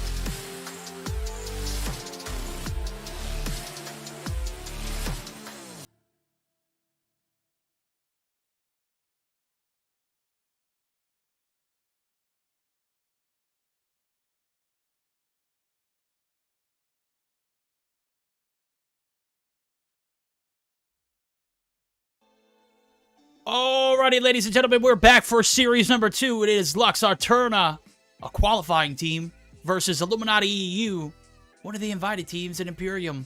I knew we were talking about this series, previous to the broadcast, and a little bit off air here, but Illuminati has shown a lot of promise, but Lux also brings a just dynamic gameplay to the scene too. So you can already see it. The profile pictures pretty much tell you they're here to play, aren't they? Man, I'm loving the profile pictures from Lux. It's good to see all synergized across the way in that regard. It's always something I've been a low-key fan of on any game or any title, having all the profile pictures either the same or at least there's a pattern to it. So yeah, bring it on, Lux Aeterna. Hopefully your in-game synergy can be as good as your profile picture synergy as well. During the break, we were talking to Denominate, and just have to say, he sounds like a bag of dicks, yes, which is unfortunate. I thought he would have improved, but it is what it is. I feel sorry for your verdict. I apologize. I abandoned you for so long, and you had to put up with such just bag of dickness. But I'm here. And yeah, well, I gotta say, I appreciate you for being generous about your explanation of being in VC with. I think one of the thing was, I'm just happy that you're here now. We can let the past be the past, and the past isn't going to be a factor here in this series. I think this is a fresh new Lux team and a Illuminati team who's still trying to identify themselves. So they've made a few roster changes, but there's still that Illuminati that found a special place in my heart this season. On the opposite side of the spectrum, Lux also find that special spot. They have a lot of potential. We're going to be looking at Parasite in particular. Bro is just one of the fan favorites here for this Lux team. But also, Guffey is, just cracked with the snipes. And Detel is liable to MVP every game of the series. Definitely. Why don't we go through at least the map order for the second series? Got it up. So I'm generally a bit of a fan of it. We start with Hardpoint, Hackney Yard, bring it on. Then moving into Search and Destroy firing range. And if we do get to a third map of the series, we are going to once again go over to Search and Destroy Crossfire. So honestly, I'd be down for just a two map series out of this, because we've already seen Crossfire, and I'm very happy to have Hackney Yard being featured. Yeah, absolutely. I think Hackney Yard brings a different element to the game as far as Hardpoint goes. It's a little more competitive. It is a viable option for 2 of the 3 game modes. Well, obviously, the 3rd game mode is not even to be mentioned anymore because Dom is no longer in the mix. So Hackney Yard's one of my favorites. It's actually across the pond. It's in the stomping grounds of the UK, right? It's, the all too notorious, yard in which you can expect to hear those trains. You can obviously feel the presence from EU. And, well, guess what? The presence of today is this best of 3. Hopefully ending in 2, because, damn, that last matchup was dragged out. And I blame FN420 for it, homie. Go ahead and put Fs in chat for FN420. They spoiled Portugal's comeback and a potential reverse sweep. But they also wasted our time because they took all the glory from Portugal as well, too. So we will never let them, hear the rest of that. Well, I guess we won't let them hear it tomorrow because that's their day, right? So something like in that. This series, in this series, Vernon, I kind of want to know who's your pick for this, right? Because I look at this as being generally a closer series on paper than the first series of the evening. You have a little bit more of an insight in that regard. Who would you hypothetically put your money on? Without any kind of hesitation, Illuminati EU. And I'll tell you why. Because they've shown that they can beat the best of the best in EU. They did it last season. Nova, one of the teams that have shown up and, proven, with their success in winning multiple tournaments, as well as multiple consistently back-to-back tournaments for Mobile Mayhem. They lost 2 maps last season. One was in the grand finals against Animus, and then one was in the regular season to this team. So, Lux, they got a lot to prove still. I've seen a lot from them. To tell Parasite, Guffey. I'm not familiar with Dakar, and I've seen Cinca play, but I'm not as convinced from that from that as well as I don't know. I still feel like Illuminati show the most promise out of anyone in this matchup. Definitely, yeah. I see that and I hear that for sure. Because I recognize General Gore as a player when I last cast him over Mayhem. That was a very exciting prospect, and you put him with trying to hold this, formerly known as iBot, right? Yeah. If I'm not mistaken, yeah. I think that's a big recipe for success, and hopefully the rest of the team is able to show up with it. So I'm excited as we get into this first game in the series. Yep, first game of the series. Hardpoint hacked ERP 1 through 5. This is one of the more competitive maps, and P1's going to be a toss-up right in the middle of the shack in the bottom of the warehouse. P2, that's where you're going to find a majority of the money point, as that tire shop setup is going to be crucial. So teams opting to get the full push here. Definitely don't need to flip those spawns, and off the bat, Detel showing up and showing out. Mojito gets taken down, but Boot, he's your returning MVP for a reason, and Rookie of the Year for a reason. Good initial push from Lux, but maybe a little bit too linear in that regard, and they kind of, for the most part, walked right into the players of Illuminati, and they defend extremely well. It is an 11-point lead, but now overtaken by Lux, so the resilience is there from the Lux Aeterna side, as now they're going to look to set up a decent defense, but it's going to be very quickly distributed from the players of Illuminati. Yeah, we got a little bit of a scramble now. As Lux, they have lost out on spawns, and Illuminati, they're content with picking up 3 points, as well as the setup for new. Guffey was the last little bit of trickle coming through on the backside. He's going to be taken down. One player still left alive, Dekur, looking to play his life. Going to be a little aggressive. Oh my god, did my game just crash? No, it didn't. Okay, we're chilling. It looked like it was about to crash. Dekur does not win that gunfight. And fortunate for the side of Illuminati, they're going to have 38-14 lead and the advantage of having the spawns for due. Loadouts coming out from Lux, double CPR, double Kilo and an SKS. I think that's a pretty damn healthy combo, in my opinion. SKSs and Kilos coming out from this side of Illuminati, so generally pretty evened out as the second P transition comes through, and Lux do have a bit of a chance to come back into this one. Great positioning by Senka as he uses that SKS to his advantage, picks up his second kill in a row, and he's on 5-5. He is 5-5. He does get taken down. 20 seconds left. We're tied up as of right now, but the advantage certainly looked like it might be transferring over in favor of Lux. They have done a great job on the retake, and it has stuck. So P3 bound, as you can see, Illuminati need to start making those rotations over and stop thinking about old, because guess what? It is certainly going to be closing out here as the rotations through. P3, not one of the best money hills to, find a lot of value, but if you can stack your Ps properly and get a little bit off of it, Boot's going to be taken down, and it's literally out and open. There's not a lot to hide from there. This is some really good play from Lux. Parasite being very proactive along with his teammates. They caught Parasite, and I said I was hoping that the teamwork would be able to show as much as the profile pictures in terms of synergy and some decent communication. Switches over to Purifier. Parasite very proactive and reactive to help his side get a little bit of a commanding lead on P3. Yeah, you're absolutely right. You're talking about the synergy on point. Well, we're about to jump in for a listen-in with the side of Lux. We're going to see if those comms are also on point. So first, VC listen-in with the side of Lux as they are buckling up for a P4 rotation. One on green, one mid. No, mid. La espalda. Mid. One police car green. Mid dead. Bottom. Fuck. Puntos. Together, boys.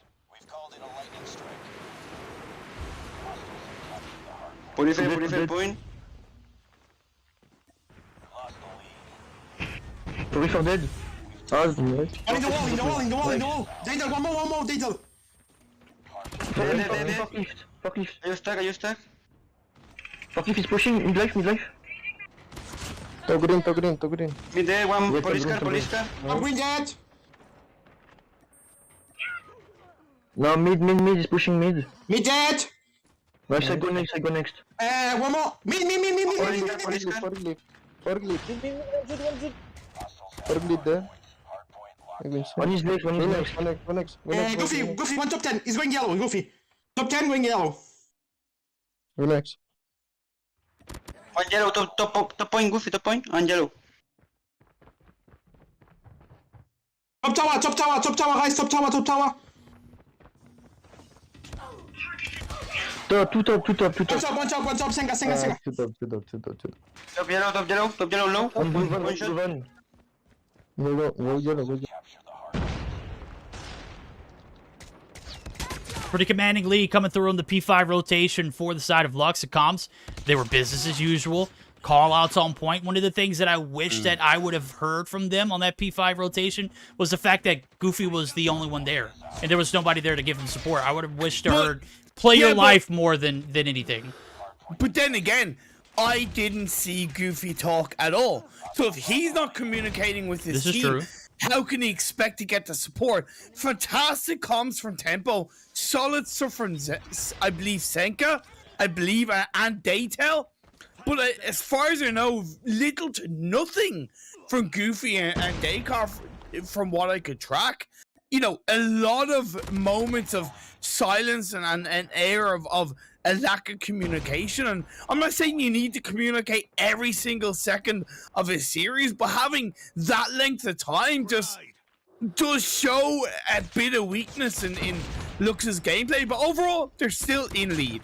Yeah, I mean, you heard some commanding voices. Obviously, I don't think you heard an IGL. I think you heard someone who's trying to step up and sound and be vocal as much as possible, but you don't have any clear direction, which obviously hasn't been, something that's set them back. They've got the advantage. They broke here on P1. They've done very solid on the Money Hills, P2 and P4, and now they're setting themselves up for, a second rotation through. Clusters are coming in as well, and I don't know if this was necessarily the play for that cluster strike, but if you're streaking, I don't know if he's lapsing on streaks, but who used that? Was it Dekur, maybe Sinka? I don't know. That's probably a drop ball in my book. I mean, you're trying to put the lead out of hand too, so there's that. Yeah, definitely a little bit of a mistake in the placement of that. Sometimes that comes through. That can happen when you have, let's say, a lack of communication. I'm not saying it's the reason for it, but correlating it to a little bit of what I heard earlier on. 159 to 114. This is a very close game on all the same, though. As much as Lux have seemed to be in control, it's not like Illuminati are being absolutely drowned right now. The biggest thing that's going against them is that there's a few of their players that are on pretty heavy negative KDs. Unfortunately, I have to say General Gore is not having a good game. No, he's in the blender, homie. He is 11 and 23. Top frag for the side of Illuminati. That's Toby, the returning player from seasons past. Obviously, iBot, also known as Ferg at some point. I don't know how the hell he got that kind of praise. But here it is nonetheless. On the flip side of things, you got Dittel. He's a player that you can't miss out on. 28 and 20. And you got Sinka, who is just absolutely beaming with the SKS. Parasite, he's doing everything he can as well. And right now, the side of Lux, they're coming through and might be buckling up for a quick little upset here against this Illuminati squad. This is an invited team, and they're pretty much giving them the business here at this Hardpoint Hackney Yard. Definitely more of a commanding lead so far as they reach over the 200 mark, nearly a 100-point lead from Lux. Some solid defense coming through once again as we head into this P3. A little bit of a tougher hardpoint to control and hold on to as it is out in the open. Toby trying to put in a lot of work, but there's not really that much support from the rest of his team. Boot is able to shut down Senka, but for how long until the rest of the Lux side come in and swing it? About to see Goofy is going to be dropped there on the mid-transition. A lot of value here on this P3, even though it's out in the open. Illuminati starting to turn the Jets on, and you can see it. The kill feeds are going in their favor, but here comes Dekur. He's got the lightning strike as well to roll, and it does look like the side of Lux are going to be buckling up for a rotation over to the bottom green P4. A little bit safer a little bit easier to maintain, but nothing is easy when Toby's lurking, and it's certainly looking like a possible comeback for Illuminati. Everything has been covered. Here comes the operators. They're looking for a full 60. They're going to have the advantage off the rip. No, they're not. There's one player left, Mojito. Everything's turned for the worse on the side of Lux. They get the break with literally 55 seconds left to go on this hill. Roses are red, violets are blue. COD Mobile Comp is dead, and Lux is coming for you. They do want to take this game one. They want to give a commanding presence coming into the second game of this series. It's going to be very, very hard for a turnaround to be shown from Illuminati. And then you're seeing it here. The break is going to be shut down. Only a handful needed, 14 to be exact. The break does come through, but Parasite is going to take that player down just as easily. The plays coming through for Lux. They only need 5, and there is nobody in sight to contest. It's one by one they push, and they all fall. 250 to 161. Just some of the best textbook perfect plays there from Lux. They close it out on that P4 rotation. And man, I might need to shut my mouth moving forward. Illuminati might have found a place in my heart, but they are going to be second fiddle to Lux in this hardpoint game. Look, I definitely look at this as a very weak Illuminati performance that is outside of the norm of their potential. But again, incredible teamwork from Lux. You can be quite obvious with highlighting Daytel in terms of his KD, right? You can be quite obvious in highlighting that. But I really look at this and I scan my mind back to what happened across the game. And it was nothing but a team effort from Lux, right? No player stood out massively as the carrier, right? Every single player stepped up. There was some good communication overall, despite my fears, and they knew what they wanted to do, and they did it, they executed it, and they fully deserved that first game of the series. No, they did. It absolutely was commanding. I mean, the P2 break comes through both times. Like, the money hills were there for the taking. P5, they didn't find much success, but when you've got a 100-point advantage rolling into a P4 second time around, obviously you're holding the cards. And it was a bit of a scramble for the side of Illuminati. I wish I would have been able to get into a position to do a listen-in with them as well, because I kind of wanted to hear how they were handling that little bit of adversity. Obviously, they weren't finding success where success is needed. And to hear those call-outs in times like that would have been crucial. But the game just didn't develop. That P4 transition looked promising, but they got wiped out almost instantly upon it opening. So I'm looking at it here, and two of the things that I noticed are Lux have 2 players with 2+ minutes on the hill, and both of them are positive. I mean, exactly. That's an open and shut case right there, and it's on. So, Search and Destroy bound. Lux, homie, I might have doubted your abilities early on, but you put your money where your mouth is, and now I'm just going to need a big old kiss from it. So, Search and Destroy, what was that second game or second map that we're going to be seeing? It's going to be firing range. Ooh. Yep. Excited to see fire range being played as well. And honestly, I could see Lux, if it's as weak of a performance from the whole of Illuminati as it was in the first Hardpoint. I don't think it will be, but if it is, this could be once again a cleanly executed performance from Lux.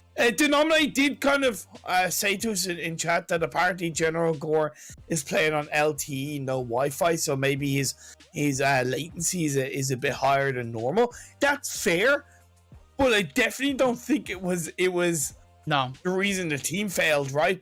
It could be a bit of an indication on why him as a player struggled with his 1834 KD, and we can give him an element of a pass for that. But then again, as a team, there's points where you need to adapt and you need to step up in that regard, and I didn't really see that from Illuminati as a team. And that's kind of weird because we were making like references to how the comm sounded for Lux. Like, we weren't overly impressed with it. As a matter of fact, it was pretty basic. It was very basic, to be honest. But sometimes basic is Sometimes better. basic is yeah. good, right? I mean, it gets the job Yeah. done, right? Yeah. Well, Yeah, exactly. Exactly. It didn't sound messy. It didn't sound dirty. It sounded basic, albeit quiet at times. And hey, yeah, it worked for them. I'd recommend they work on it, but it worked. it did indeed. Now, as we are getting geared up for it, search and short firing range. If Illuminati weren't already under the scope after that kind of performance, we're definitely going to be... I'm going to be overlooking just to see, you know, what kind of turnaround they put on here for this firing range, because they have been known in the past to put up some of the better plays in Search and Destroy in particular. And, Yeah. But that's contingent upon how General Gore snipes, as well as, you know, Boots playing and whatnot. But General Gore's not in. Wi-Fi, not an option. And he's not even going to be able to contest here in this search to begin with. Sinka is, and he has continued his spree with the SKS. That's good from Illuminati, and props to General Gore for whoever made that decision, whether it's General Gore saying, hey, I'm not up to the task because of my latency. Cool. Or whether it was the IGL or whoever makes the ultimate decision saying, hey, look, Gore, I can't rely on you because of your latency.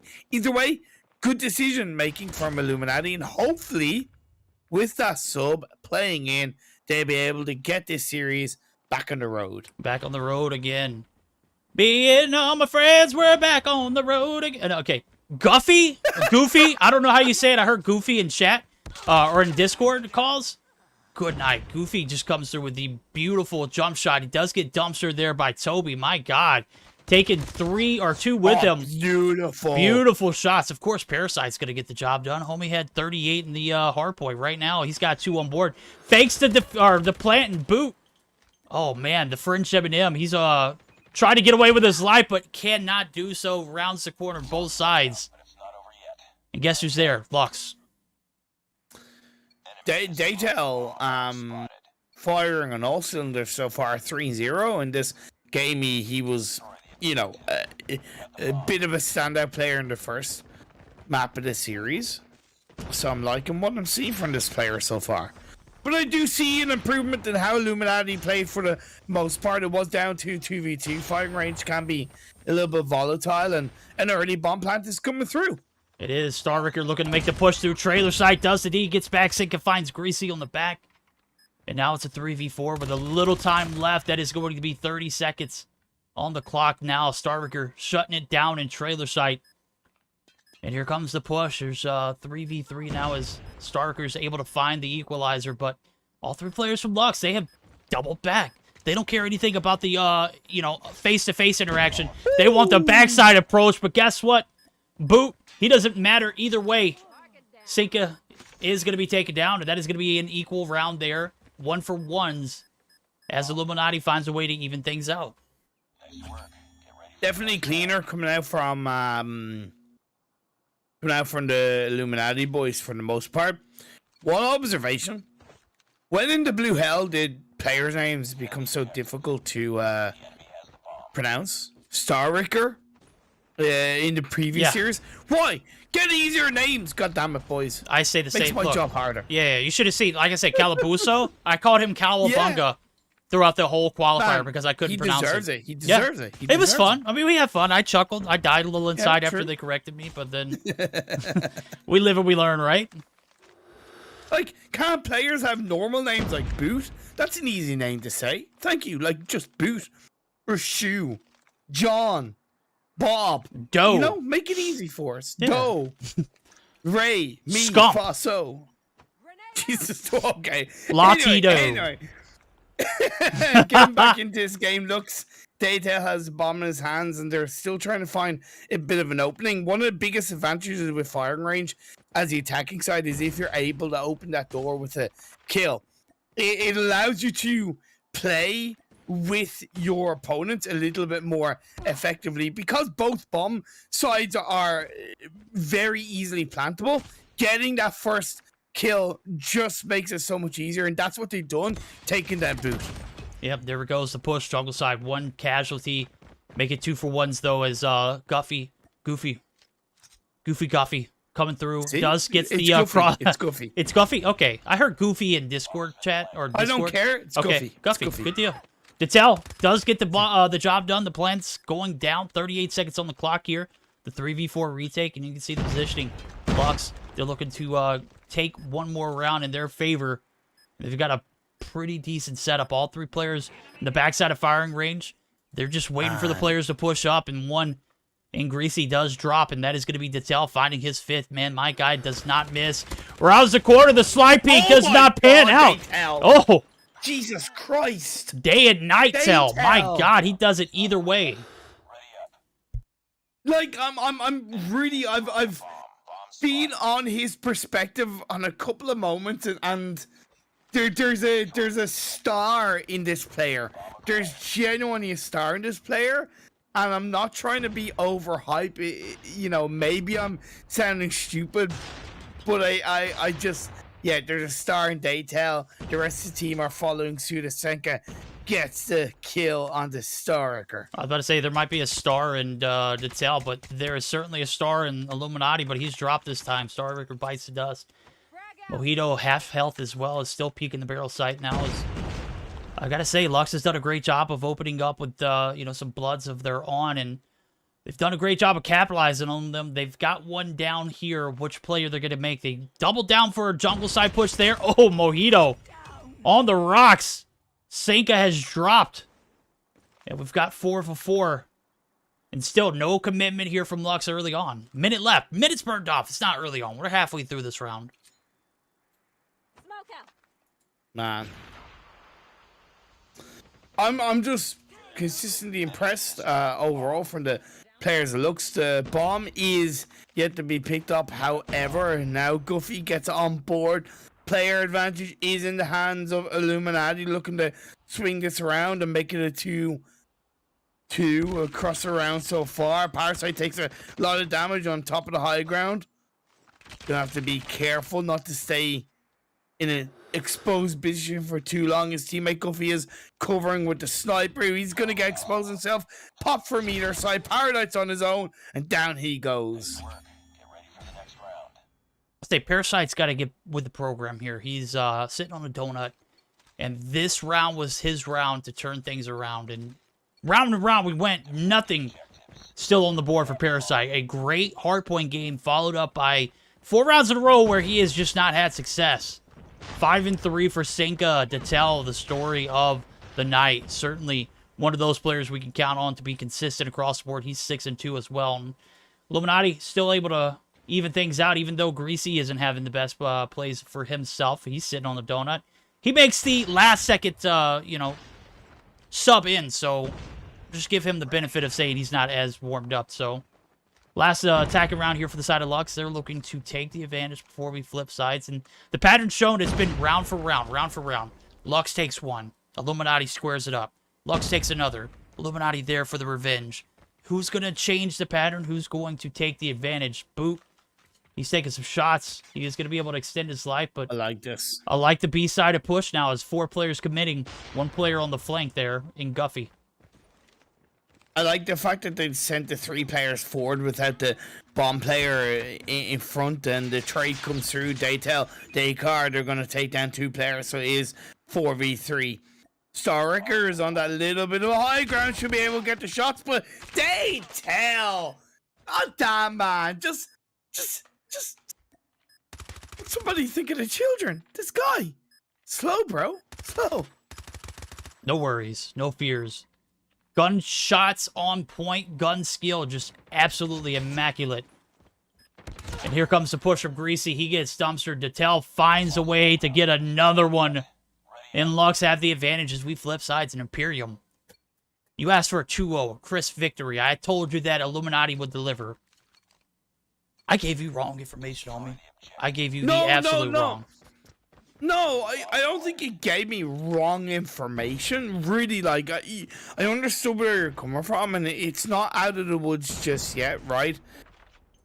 Them being on the attacking side allows them to dictate the pace a little bit more, but they need to do every single little bit that they can to hold on to that advantage and dictate the pace in every single round. getting that first kill onto the man of all people detail is so important for that control, for that push. Yep. Now we've got a 2-2 split. That one player in top 10, that was Detel, or actually he was in trailer. So it was 3 players holding. Now let's see if they're going to kind of flip their focus. And I don't know if Illuminati know it, but B is kind of wide open. There's only one player left to deal with there in Parasite. He hasn't had much success in this surge so far. We'll see how the info is interpreted. We'll see what kind of plays come through. A minute left on the clock, and now it's now or never. Make your push. Go ahead and expect a few casualties along the way, or maybe you seal the deal with some team deathmatch. It looks like Mojito has got eyes on one, and it does look like that player is Dakar, and he certainly's got eyes on you too. So a lot of time wasted and nothing to show for it. Boot actually puts up one. The French M&M coming through in the clutch. And here comes the play. Starricker all the way on B. I'm digging the vibes here on this rotation. There's only 2 players left to deal with now that Boot has found a second. And bombs down. 40 seconds on the clock. Pressure is extremely high here for Lux to perform. Dakar now the last player standing for his side. Mojito gets the kill on the Parasite. It's going to be somewhat traded, but instantly the final blow comes through and it's 3 apiece. Good patient play from Illuminati. I questioned a couple of moments in the game, but for the most part, again, it was that initial kill onto Daytail, which just allowed Illuminati to pull out all of the strings of the Lux players.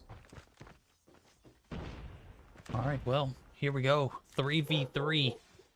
We've had rounds going back and forth. Again, the pattern has already been set. No one has broken it as of yet.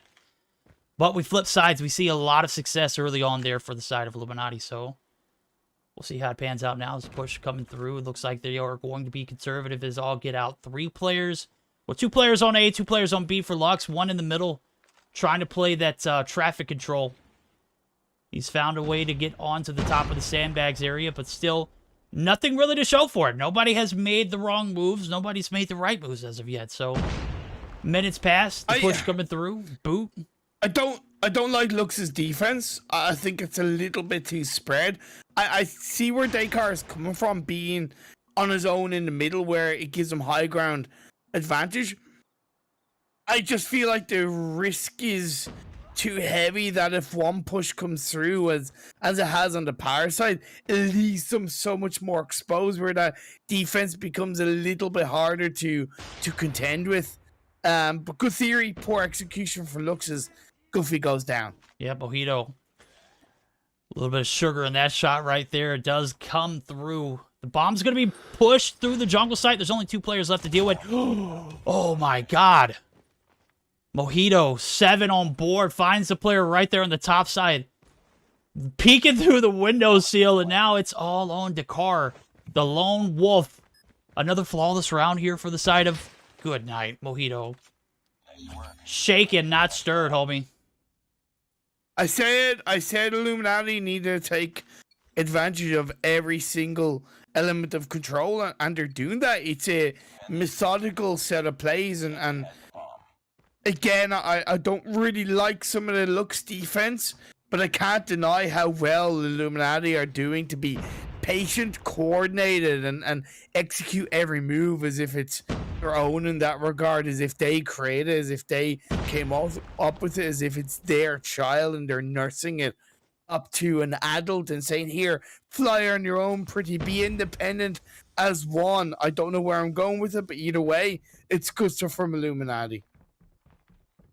Well, you always got those awkward teenage years you got to deal with too, and I think that's where we're seeing on the defense for Lux, right? They haven't nursed that child to that adult being able to stand on their own 2 feet. The hardpoint, damn solid. The attack, almost flawless, bro. I mean, they were trading back and forth. I mean, they took the advantage before we flipped sides, but then they get on the defense and they just stand flat-footed. Boot. Yeah, like 3 rounds, I believe, in defense. Dakar has played the high ground position, and it hasn't worked at all now as Goofy goes down, followed by Daytail. Yes, the trade is there a little bit, but again, no. body advantage in the favor of Illuminati. Yeah, they are. And Daytail, he's got to be a little bit more responsible with those pushes. He has the most value out of any of the players in the lobby here for Lux. And you push out and you take one with you, that does not work. It's not going to pan out. You got to find a way to extend your life. You got to play it to the fullest. Okay. Parasite is just getting absolutely bullied on the flip side. Has not found any success, and now it's on Daycur. What the hell was he doing there? Was he just... I don't know. Did he disconnect? I don't know what happened there. I flipped to him. I'm like, is he don't know. defusing ninja style? Wrong, bro. Was just landing, again, flat-footed, right on the bomb site. Yep. Seems like we're going to have 2 series in a row go to a game 3. Jesus Christ, talk about a marathon for my first night back in Mobile Mayhem. What has happened to the competition here? How close has it gotten between these teams since I've been gone? Verdict. Well, I mean, daddy's home, bro. We're not looking to let you go out home early tonight, right? Parasite, Sinka, they find 2. The B-side push. This is what we're talking about. The aggression is not something that they are suited for. As a matter of fact, they fell right on their face right there. They didn't let that round develop. They didn't take the course that they needed to. They didn't play it methodically. They didn't nurse it and allow it to have the opportunity to breathe. They suffocated it and fell right victim to Lux, who was right there, ready with the smoke, ready to shut him down. And now, this is the last chance for the side of Illuminati to close this one out. Because if we go to a round 11, I don't know, bro. They're questionable. They're toss-ups. Never want to see an overtime if you're in a position where you're possibly going to be eliminated. Goofy taken down, and Descartes still up on top of the tower, scratching his ass. Doesn't know what he wants to do. Come on, pull the finger out.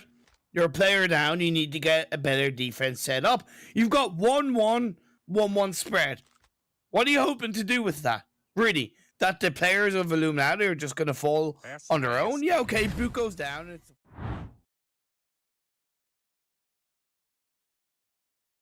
Accidentally hit the wrong button. Sorry, fat finger to chat. What did you do? I hit one of my buttons on my stream deck and it took us to our COD mobile.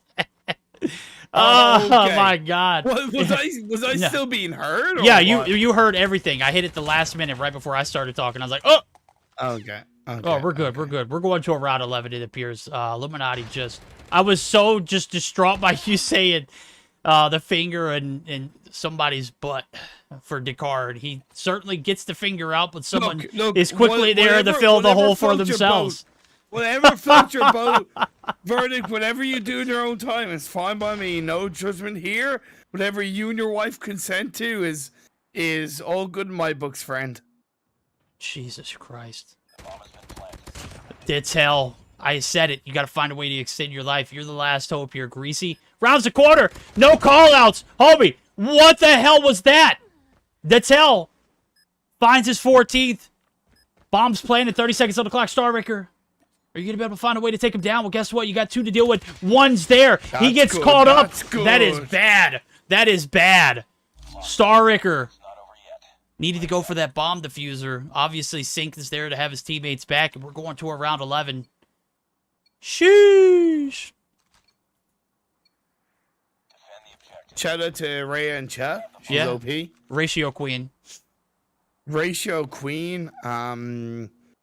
If I could live my life as good as she ratios, I'll be much more successful than I am right now. That's how cool she is. Now it's going to be up to Lux to stay cool, calm, and collected as they lose 2 players right off the bat. 5v5. They have the bomb in their hands, but the body disadvantage is there. It's not looking good as it seems like we're heading for game 3 of the series, Verdict. Not so fast, my friend. 3 players left. The bomb's still in the hands of Guffy. Certainly makes something shakier. Got to find a way to clear off this B site. Guffy, good night, dude. I've never seen anybody so clueless. Boom! Why you gotta do them dirty like that? They've got families. They got friends. They've got a game 3 opportunity possibly. But god dang, son. 11 on board. The returning MVP. The returning rookie of the split. Violating in around 11. He's not going to get the 5th player. Starricker is. And buckle up, ladies and gentlemen. We are heading to another Search and Destroy on Crossfire. Feels bad. Feels bad, Imperium. feels bad. Not as strong of a performance from Lux, but then again, it was clearly much more balanced by a stronger Illuminati performance, right? Especially on that attacking side. They exposed the weaknesses of Lux so easy, like it was the thinnest of paper, right? And they controlled pretty much every single game, right? It came down to around 11, so it was definitely a little bit scary for Illuminati, but once they did take control, it was only that one round which they let go, and then we got round 11. Good stuff from both sides. I'm hoping game 3 will be just as close. Hoping game 3 will be just as close as well. 6-5. Such a close search and destroy for Daytel to have 14. Is this what the story of the day is going to be?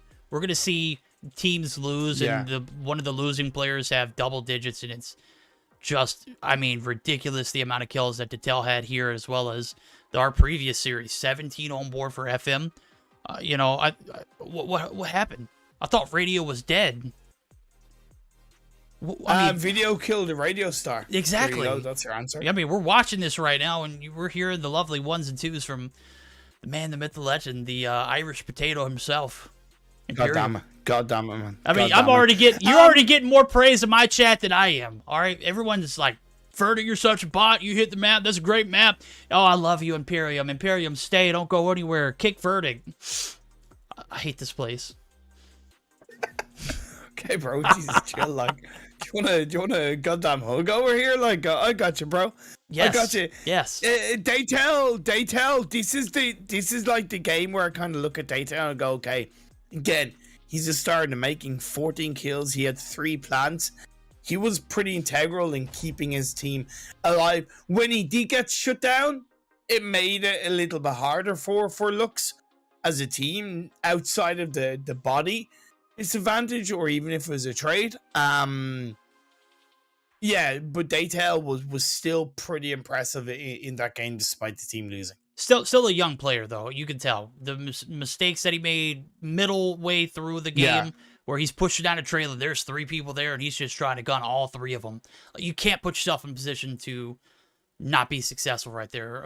An experienced veteran player will know, hey, I could peek trailer and get 1 and then reposition. You don't full on balls to the wall, push outside staircase and out in the open where you're going to just get dumpstered right there. That was, one of those cases where his gun skill was immaculate, again, great, but the mindset wasn't 100% there, and that was, an unfortunate scenario right here. We've got a game 3 bound. We've got a crossfire coming through yet again.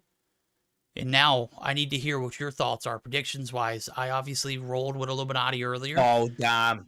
And we've seen the game progress. It is Lux not winning Search and Destroy games so far. They put up a hell of a fight, though. But do you have confidence in them to take this series 2-1?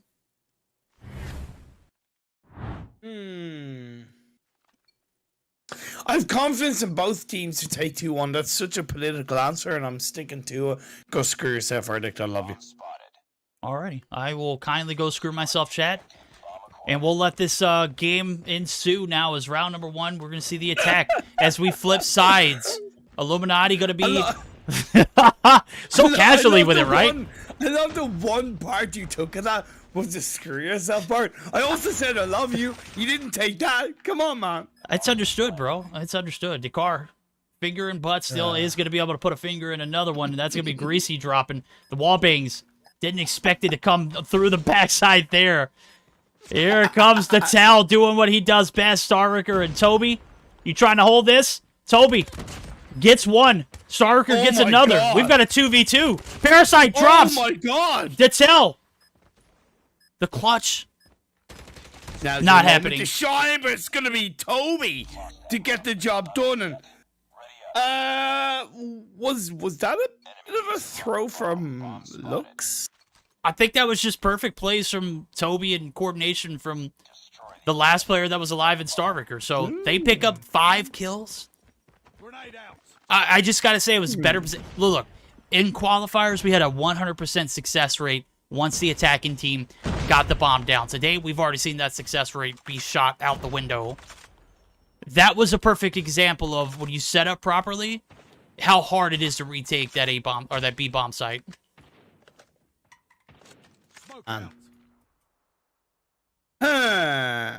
Okay. One thing that I'm impressed with Lux so far is that in both rounds, they have gotten opening kills. So their sniping ability is definitely up there. Like, I don't want to say with the best, but in terms of using Crossfire to the best of your advantage. And that would maybe make sense. I'm not saying snipers aren't as important in, let's say, firing range, but I think in Crossfire, snipers are just that little bit extra important because of how long the map is, right? And Lux are using that to their advantage. Oh, they are indeed. Mojito going to use it to his advantage. Takes down Cinca. The one-hit wonder with the SKS is not going to find one that round. Boot, however. Man, my guy is frying right here. Two on board. Parasite. Detel. Parasite doesn't have a single kill. And Detel, the carry, coming through to prevent that bomb carrier. Does a great job. The compromise comes in. Mojito. Woo! Gets put on ice. Breaks his ankles. Now it's Starricker finally dealing with the pest inside a bus station. And homie, you forgot your ticket at home. You are not welcome here. Get the hell out. 2 rounds in a row there from the side of Illuminati. Damn my verdict. That was some goddamn good casting. Frick me on a stick. I miss casting with you, man, and miss these teams playing because we're seeing a hell of a lot of action unfold in Illuminati. Want to put the final nail in the coffin and send a little bit of an upset Lux's way. It's a good start, 2-0 in their favor. Greasy with the bomb in his hand, rocking the R9 as well. Shotgun in this map, close range when you're on the attacking side, does make sense. Does, but it's Doof. Remember, we're talking about it. You got to be accurate with it. He has not been accurate. He's sitting on a fat donut yet again. Last game, it took him 5 rounds to get a kill under his belt. Maybe he's one of those slow to rise players. Maybe he just lets the game develop and then he finally turns on the jets. I just can't afford to have that in a game 3 where your points are on the line. I need everyone clicking on all 8 cylinders. Detel is a perfect example of that. Guffey finally getting on board as well. He drops Boot. I think that's a perfect trade. Boot was literally 3 kills deep. Starricker, my God, where the hell did you come from, homie? You've got 4 on board. You shut down Detel last round as well. You done it. This one is 2 times in a row. Detel has been denied. Guffey, Parasite, 35 seconds on the clock. The retake needs to be swift, and it also has to be collective. And right now, it's neither of the two. Running out of time. 2 against 3. It needs to be here. It needs to be now. As Parasite takes a lot of damage, Guffey is able to at least get the kill on the Starricker. We're at 2v2, but like I said, running out of time. 13 seconds left on the clock. Close range. Guffey's going to have to switch over to the pistol. Parasite gets a kill. Oh, it's a Mojito. And it's just Greasy left alive, but I just don't think it's enough. He's going to get the dunk. And Greasy gets the 2-piece. What the hell did you just say? Badonka-dunk? The badonka-dunk. You win. That's you win, what I'm homie. calling I quit. it. I can't compete with that, man. God damn, bro. Greasy, slow to rise, my guy. He picked up the last 2. Parasite gets put out of his misery, rotating through. I was kind of watching his perspective for the while. My guy, you got to get some movement involved at some point. The gunshots do come through. You take down Toby early. He has been a demon. The Doof reigns superior last round. 2 on board for Greasy, and now we got first blood again in favor of Lux, but they haven't all been successful with following up with that. And this is, again, the endeavors of being on the defense. Woo. The struggle. It has been real. Cinca. Woo! Lovely. Woo! The ego. The cojones. Good teamwork. Great. Good teamwork, but it's late. It's late right there. 3 rounds to 0 against them. Boot gets a kill on the Daytel. 2v4 in the favor, and also the bomb is not picked up by Illuminati. Boot and Mojito. They need to get a second kill, in my opinion, before they really look to grab that bomb. Otherwise, they're walking into a bit of a trap. Well, it's already a bit of a trap. Mojito does find Guffey. Here comes Boot, the transition, looking for that player. Oh my God! Point blank! Boot. Sexy enough for you? I mean, good God, bro. I'm glad Cam's hard on. I'm pretty aroused, and my Boot French Eminem continuing to be a phenom. Oh! Parasite now left on his own. The tides have turned, and it was a 2v5 a moment ago, and it started with Boot opening the floodgates. And, bro, if that wasn't enough to turn you on, I don't know what is. What he said about Greasy just needs a little bit of time. All it required was a bit of foreplay for Greasy and the rest of the team to come on board. They are 4-0, and they are making mince meat of Lux. Oh, man, they're playing with fate here, just like you're playing with my emotions, bro. Nothing more to follow it up with than the 2v5, the tomahawk coming through for Boot. My goodness, the shots crispy and about as, as wrecked as those shots needed to be. Good night. I'm still, like, speechless from him rounding the corner and just absolutely dumpstering Detel with the CBR in his hand. He left him one shot, but not enough there. The 4 rounds in a row, if that's not enough to, get your rocks going, well, we've got a 5th, and it's certainly looking to be a suspenseful one. As this night, we're literally 2.5 hours into broadcast, and we're not even done with our second series. That will just paint you a picture. Detel continuing to paint pictures for himself. That is going to be First Blood. But again, they haven't been successful with those First Bloods, and Boot is another factor, too. Mojito goes down, followed by Daytail. So trade is there. 4v4. Greasy has the bomb in his hands. Senka is holding on to his stairwell. Parasite overlooking the shoulder. Descartes does get the kill onto... Sorry, Goofy gets the kill onto Greasy, should I say. So that's good, but Starwrecker is going for the bomb plant. That's risky, but he plants it. Does. Daytail. Or not Daytail, but Guffy. Player looking to ease the shots through Deli. Now he's going to be left on his own. Barrel's going to be spotted. Guffy gets the turn on. Now he's standing at attention. Starker and Boot. Parasite and Guffy.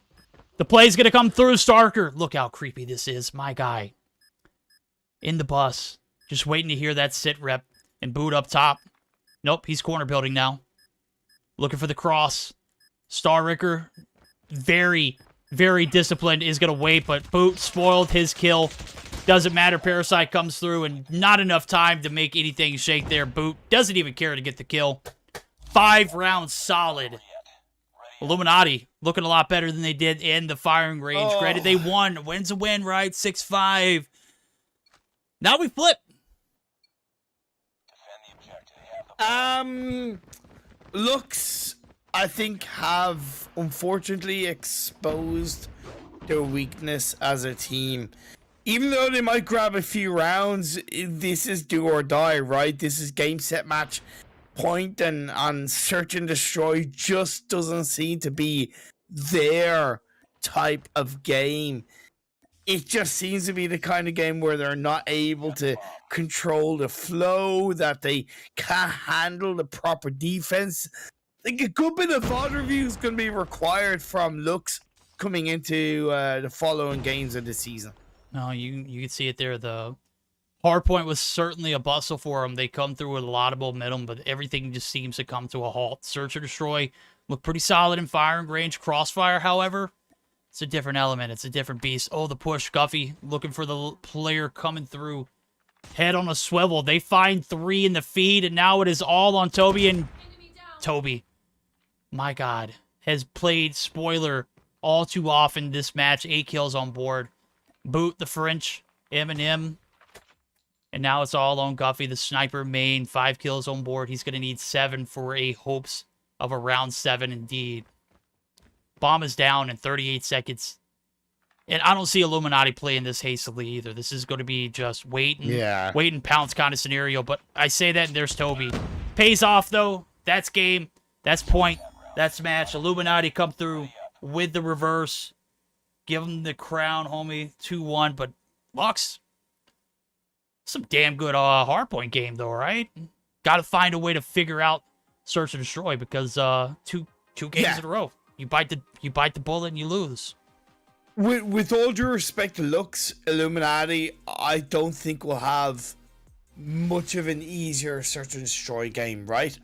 So that's something that they should definitely consider. It's not to take away how good they played, because it was a very good search and destroy, especially this third on that we just witnessed, 6-0. It kind of speaks for itself.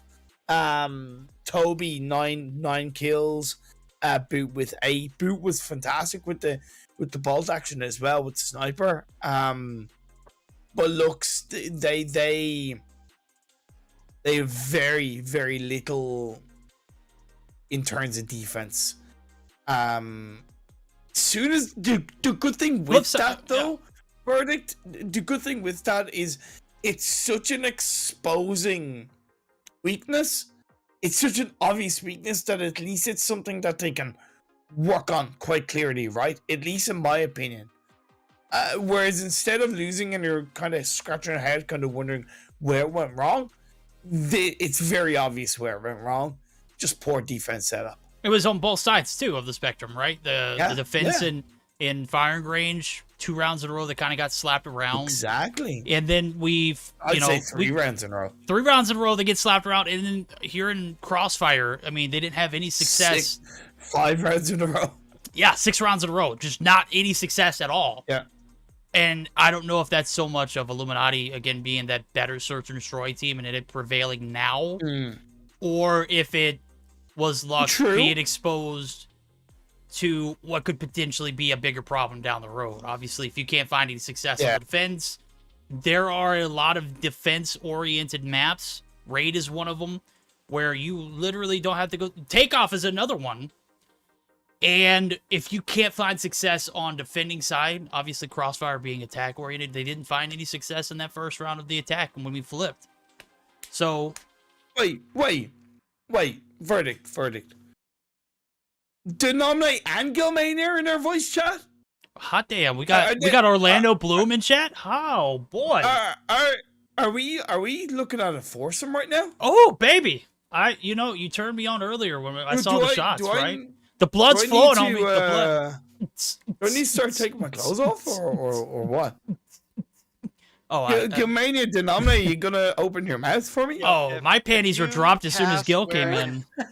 If you cast wearing pants, Imperium, you're doing it wrong in the first place. I'm literally wearing shorts just for irony reasons, but yeah, you're right. They're not so short anymore, homie. Wait, I didn't hear Gilmania talk. Speak to me, baby. I'm glad you didn't say that something that I forgot that we were live, but hey, it was good. My God. Oh. Verdict, why have you been keeping this man's voice away from me, man? Oh, wait, you think his voice is sexy? Wait till you see this Orlando Bloom. Better looking version of Orlando Bloom. He's like a sexy Jesus, homie. The Messiah in a form of one of the best bilingual casters that you will meet. And I will stand firm. What was the message pinned in my chat a few days ago? Gilmania para stage 5? Yeah, I stand firm by that, homie. Real firm. Trust. Damn. All right. It's getting hot and heavy over here. Before we get any stickier, we're going to go ahead and jump to a quick break because we see players funneling into the lobby for this next series, and we got to have a word from COD Mobile before we do so. So don't go anywhere. We've got 2 more series on the night. We will be sure to share the details of the Discord call when we come back, though. So don't go anywhere. Plenty of action. Trust you don't want to miss.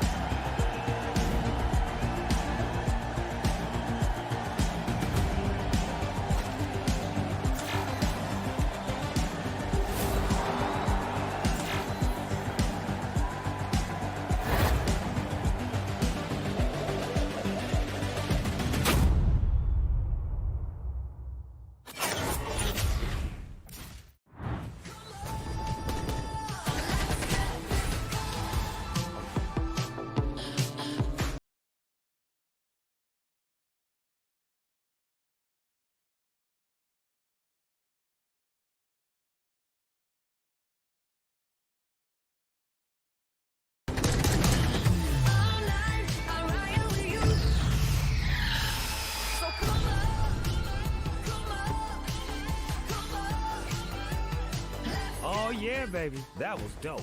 No lie.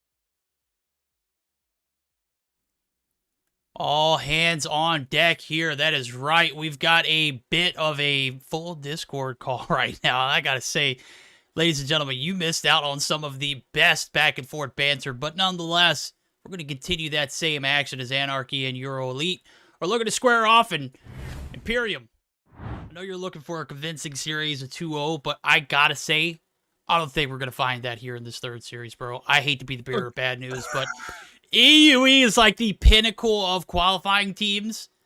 Like, they are probably one of the... They probably should have been invited. After the performances they've had recently, it is damn hard to deny how great they have become. But then you got Anarchy, who is an invited team, but they're pretty cracked. I haven't seen enough of them to know if this series is, maybe we might see a 2-0. It might be a qualifying team coming through with that 2-0 upset, though.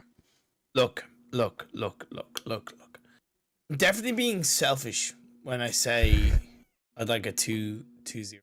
We've had 2 series of 3 game series, you know, so my voice is a little bit like, come on, bro, like, chill. But you're right. EUE are the kind of pinnacle of the qualified teams. Anarchy, there's so much lineage and history around, you know, the name Anarchy, but that's in the past, right? And I always say, you know, you don't rest on the laurels. You don't kind of live in the past. You live in the now. You live in the future per se. On paper, there's a lot of potential with this Anarchy team, Genius, Owner, Patronex, Nev, Darks, Rasmo. Kosh isn't part of the team anymore, but they've brought in Luxord. I'm not too familiar with Luxord, but the players that I just mentioned, there's a lot of potential in this crew, and I would love to see them kind of coming out on top, but I have to respect what you're saying. And to be fair, what Denominator said about EUE. Nobody gives a damn about what Denominator says, bro. I mean, you lost me there, homie. I mean, seriously, I appreciate the respect. Trying to be nice to him. When we do, trying to be nice to him just once. Just once. Look, just because you feel sorry for him doesn't mean you got to be nice to him, okay? Like, you just got to cut it dry, bro. You got to cut him off the teat at some point. And now is better than ever. So, when I said that EUE brings a certain element to the table, when we do listen-ins for this team, which I guarantee we will, you'll see what the difference maker is in this squad. And even if they're not having a good game, what you expect will be like their bar that has been set. For performances wise. And speaking of performances, we're gonna go ahead and jump on and take a look at it as we are gonna get geared up for our game number 1. It does look like we're gonna start off with a hardpoint firing range, as well as a game 2 standoff search and destroy. And yet again, we're going to a third case in a row where game 3 is gonna be a search and destroy. This time it's gonna be on raid. So interesting rotations. The 3 trifectas of what is the best maps in Call of Duty Mobile are going to be on display here. And I got to say, if EUE could bring what they bring to the table on a regular basis here against Anarchy, this invited team might be in for a bit of a show. I will just say, I didn't hear part of what you said because Denominator was being a little bitch and kicked me out of VC. But I will say that he's only got one ball because he says, I'm about to kick both of these fools. You only kicked one. You know, even then you can't even do a full job. God damn it, they throwing harder than Ronan. Terrible. Oh, absolutely man. Terrible. Imagine trying to sabotage and then not get the right guy. It sounds like when we play Warzone together. I'm literally pinging someone right in front of me and he's shooting at someone halfway across the map. Bro, come on. You can't throw any more than that, Day. You're just absolutely awful. And that's why we kicked him out of EU chat. Imperium's back. Daddy's home, homie. Going back to what you're saying about the maps and the choices.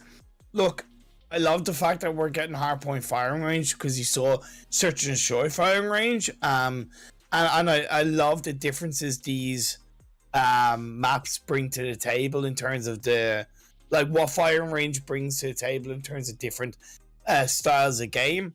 Standoff is going to be an interesting one with search and destroy. I kind of wish raid was before standoff. But either way, I'm here for domination from either side. Can Anarchy show the form of the old team that really gave Anarchy their name in the first place?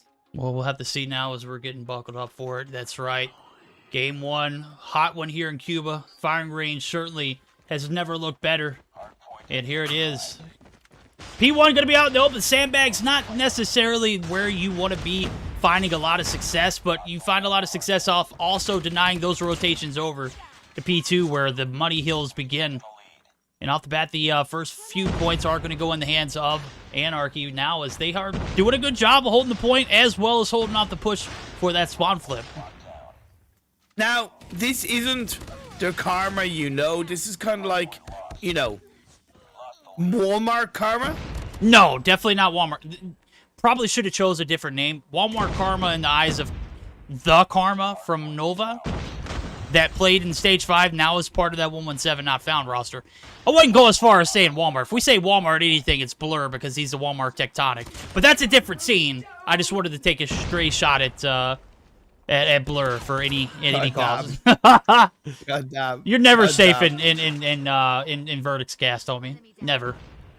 No, I don't say that in a bad way, of course. I'd love to be a Walmart Karma, to be fair, I'd still feel pretty cracked at the game, but my point is, it's not the Karma that we know, like you said, from formerly Nova, now of 117 Not Found. It is a different Karma. Let's see if it can perform to just as high of a level as you do see P2 coming on through. And with the deficit currently on board for the side of EUE, it's important they look to control this P2 for as long as they can. And P2 is a hard point to breach on in, so it should be pretty successful for them to hold on. But not if Darks has something to say about it.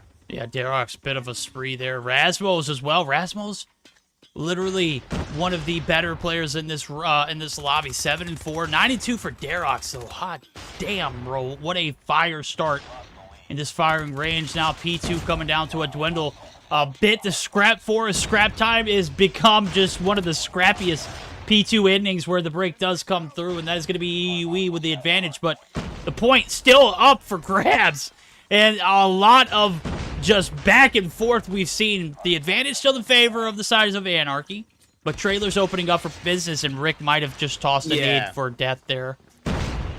And that's what I appreciate with EUE, is that they kind of gave up P2 when they lost it, if that makes sense. They didn't really try and hang on for too long, and they looked to try and start off a good stronghold onto P3. Unfortunately, it didn't last too long, and this side of Anarchy starting to cause a little bit of anarchy for themselves as they do take a pretty confident 40-point lead. They do, and Purifier coming through. If you didn't read the last few patch notes, it will show you right here that the Purifier probably one of the best up-close and personal operators to have on hand. Rasmus, what the hell, Cree? What was that? Bro must have been rubber banding. He was in one front trailer, and then he was at the window before I could even see him do anything. Nonetheless, it doesn't matter how fast you move. Certainly can't get away from the players of Anarchy, and I might have oversmoked my boundaries, bro. EUE, they look solid all throughout. Go ahead. I'll tell you what I don't like about EUE is that they're running 4 TBRs. Firing range on Hardpoint, I think, is a type of map where you want a little bit of variability. You want that kind of roundedness of loadouts. Yes, okay, the CBR is a strong weapon on its own, but when you have 4 players running it, I think it leaves you a little bit exposed in other areas of the map, right? If you look at the loadouts of Anarchy, there is a good balance of kind of long range, short range, and mid range, and I think that's what's allowing them to continue to hold on to a strong lead. No, I think you're absolutely right. And then you also got to consider pretty much everything on the map is wall bangable. It's certainly this P4 rotation would has been one of those angles that when you're in the point, you're never safe ever. So Rick is going to be able to get the break there, but it's only 15 seconds, and an 80-point deficit is going to have to be overcome as now P1 resets are on the minds of everyone. And I'm thinking, with a P1 reset around the corner, EUE's kind of down and out. I think we do a listen with Anarchy and see how they sound as they are buckling up for this next set of rotations. One tower.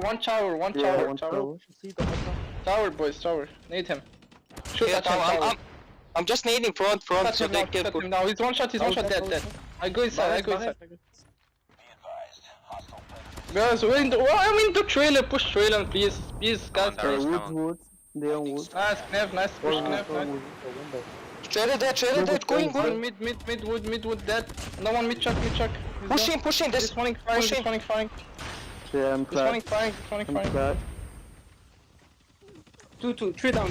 All dead, all nice. Come next. Go new now. One mid wood. One shot wood. Kills, go. Pick him. Stay, sit down. Mid chuck, dead. No, mid chuck, one shot. Yeah. Mid chuck, trailer, dead. Nice, go new. On barrel. I'm bad. Stay sit down, Jeep. Firing. Tunnel. One window dead. One mid. Bottom chin, 2 bottom chin. 3 bottom chin. Bottom 10 and car. They're pushing. One is sit down. On me. Barrels. Regroup. 3 sit down. Okay, nice. That machine car. Top chin, one shot. Nice, dead. Going. Let's go, going.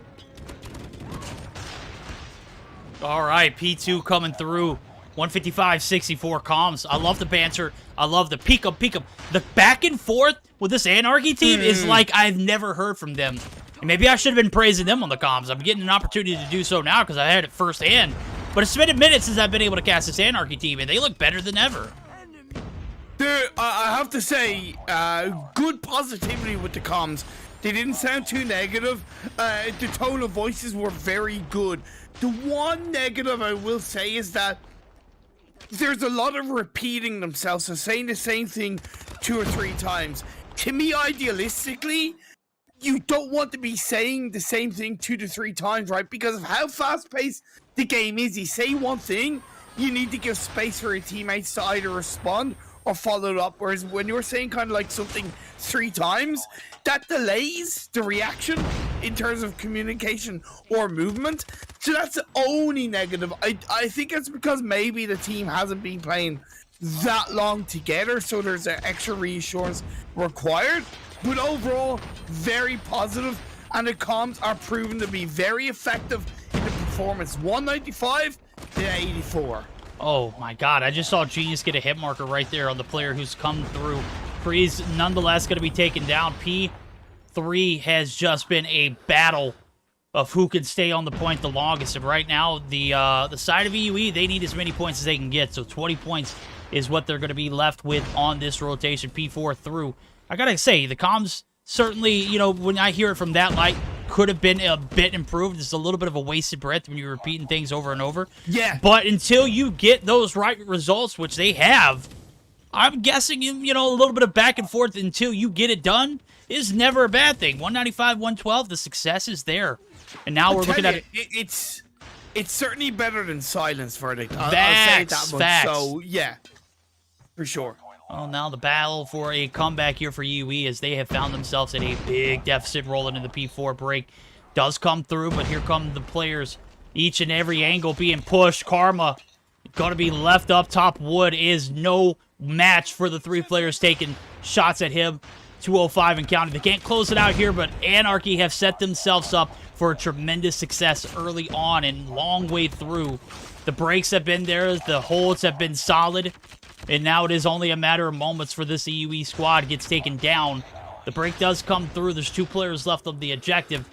And it's, again, still 43 points that separate Anarchy from success here in Game 1. Karma, for me, he certainly had a decent game, 32 to 26.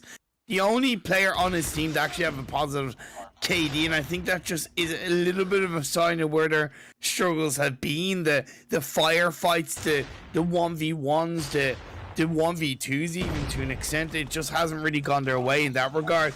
Great play by Razma on top of the hillside, overlooking the trailer out in the open, picks off a couple of the players of EUE, and once again allows the side of Anarchy to deliver a level of control towards this hard point. It is out in the open, but it is controlled by the side of Anarchy, 215 and counting. Yeah, this is really forcing the hands of EUE. Obviously, they've got to keep their opponents out. They've also got to be able to get some points on the hill, and they just have not been successful in any of these transitions. The break does not stick, and more time going in favor of the side of Anarchy. Again, Creed there, last-ditch effort, 18 seconds on the clock.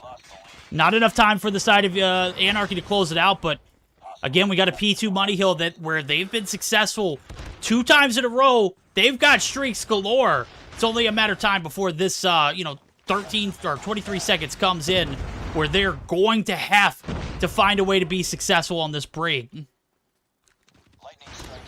Yeah, there goes the streaks too. Hot damn, this is not it for Anarchy. Oh, not Anarchy, but PUE. Yeah, it certainly isn't. Nev gets a two-piece hardpoint under control of the hands of Anarchy, and like I said, this P2 can be quite hard to breach, so good defense will allow the letter to be sealed for Anarchy in this Game 1 in the series, and they'll send it up to the post office, mail it to them, and say take care of them by now. That is Game 1 over to the side of Anarchy. And signed, sealed, and delivered.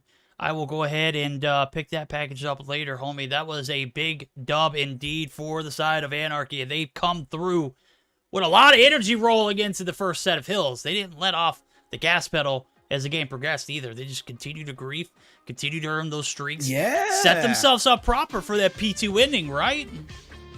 But bar a little bit of natural bounce back from EUE at times, it was very solid and flowing and consistent from the Anarchy boys, and that deserves a lot of respect, especially if they're a team that aren't that long playing together to, at least in this isolated moment, find that consistency.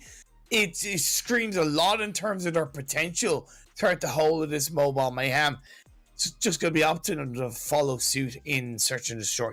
Yep, indeed. Now, EUE, I will say, have not had the most success with Search and Destroy here recently. So, I know I gave a bit of wise words of encouragement to them a few weeks back. And I hope they've taken it to heart, because the matches that I've seen them, you know, they have gone the distance or where they have turned it around, it always started with a hell of a hardpoint win. You know, either it was a comeback or it was just outright dominant performance. Well, the comeback got sustained right there. Anarchy just had, I mean, literally every answer under the book, and there was no kind of retaliation from EUE. So they're definitely going to be battling the trenches here, because now, even if they do win this first Search and Destroy, they got to buckle up for a second one in Game 3. So, yeah, man, EUE, things aren't looking too bright for you right now, homies. Yeah, but look, if you take a little bit of a leaf out of Lux's book, I know Lux won the first game in their series, but my point is, we could see the EUE potential come through right in this second series in Search and Destroy. We don't know how Anarchy are ultimately going to perform yet. Well, if it's worse than EUE, we're in for probably a blender of a game for both teams, to be fair. EUE have not had a single successful Search and Destroy against any of the teams that, you know, have either been invited or, you know, even in games where they were played against qualifier teams. I just wasn't 100% convinced. Now, First Blood does come through. It's going to be Lux for taking down Karma, the top frag from the EUE roster in game number 1. Well, it's not going to be a factor here, so we'll see how the rest of the EUE squad returns the favor. Looking like Greed might be able to get the shots there on one up top blue, or top Granny, but 200 IQ there from Aaron. Darrock's nasty, homie.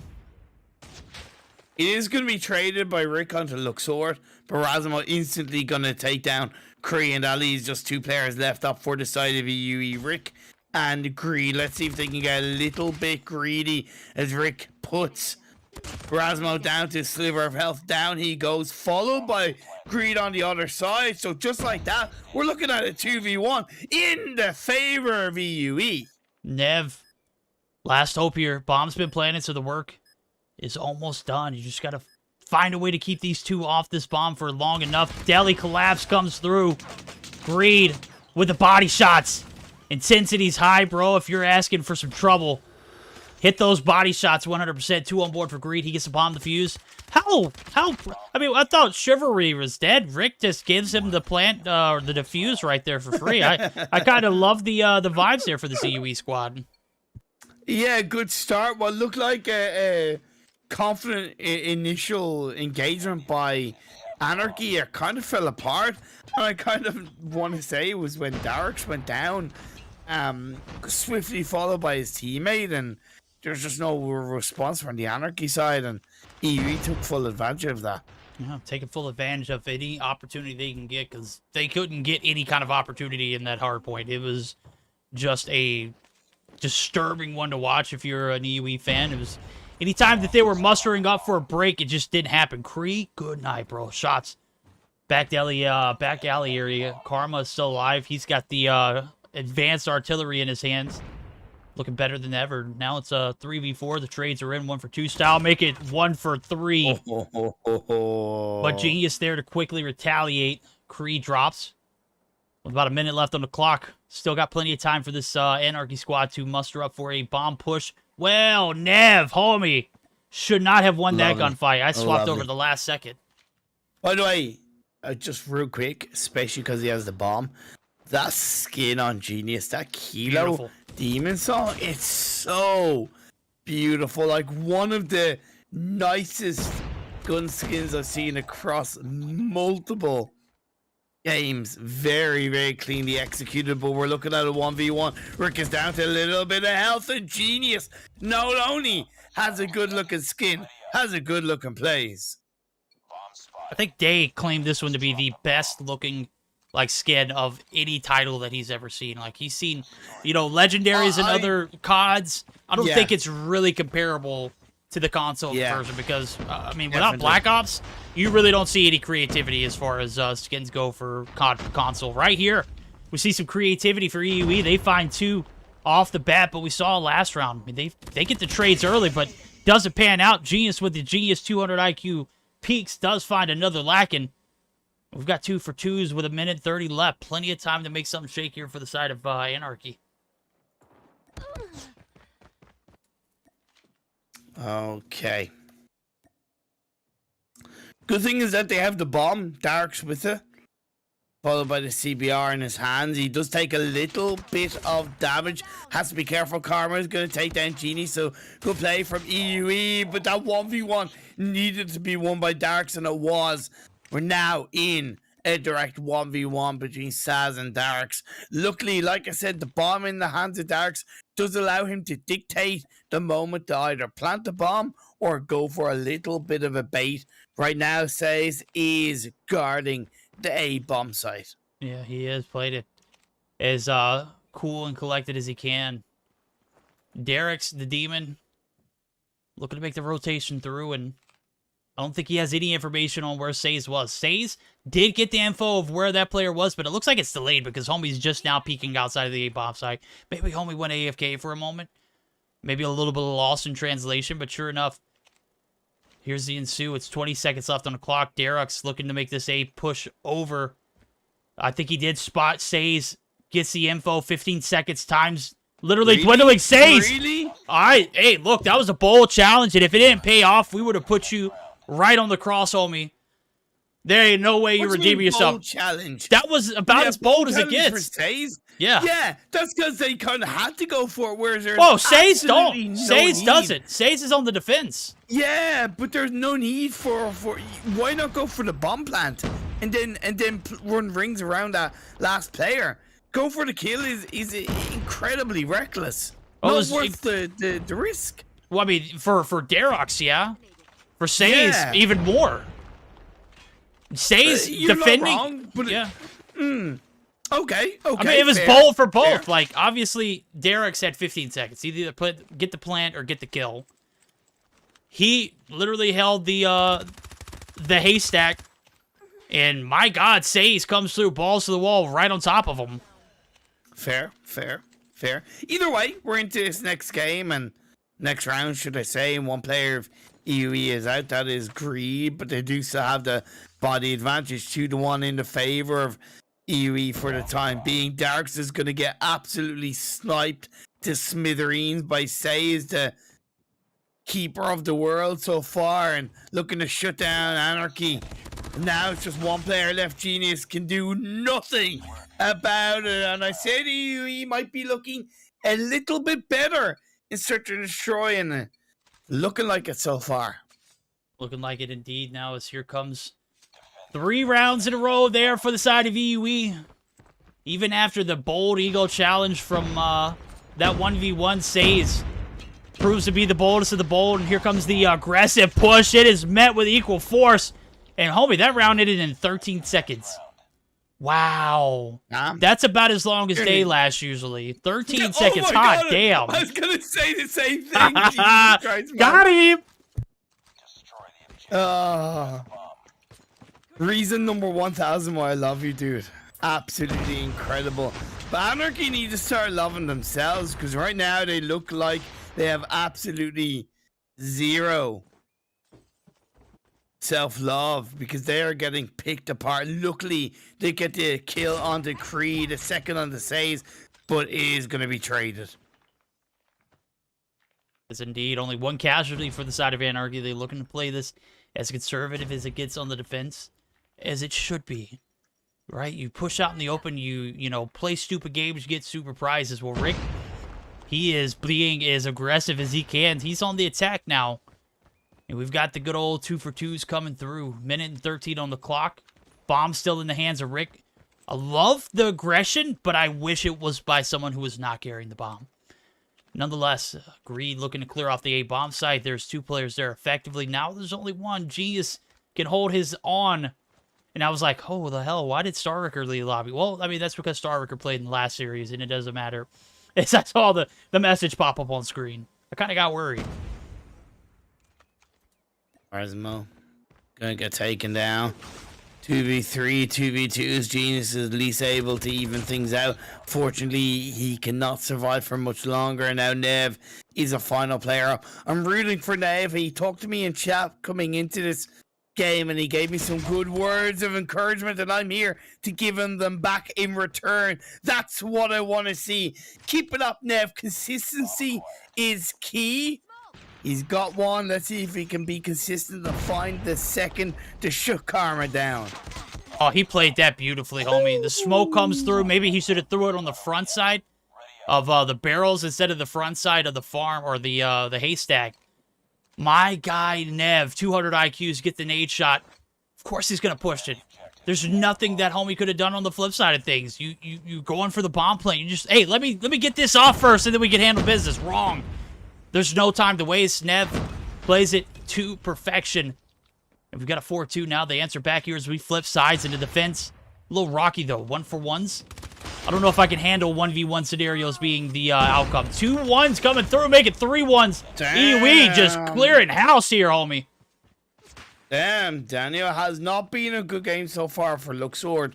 Currently riding in a 2-7 deficit in terms of KD, so it hasn't really been too effective for his team.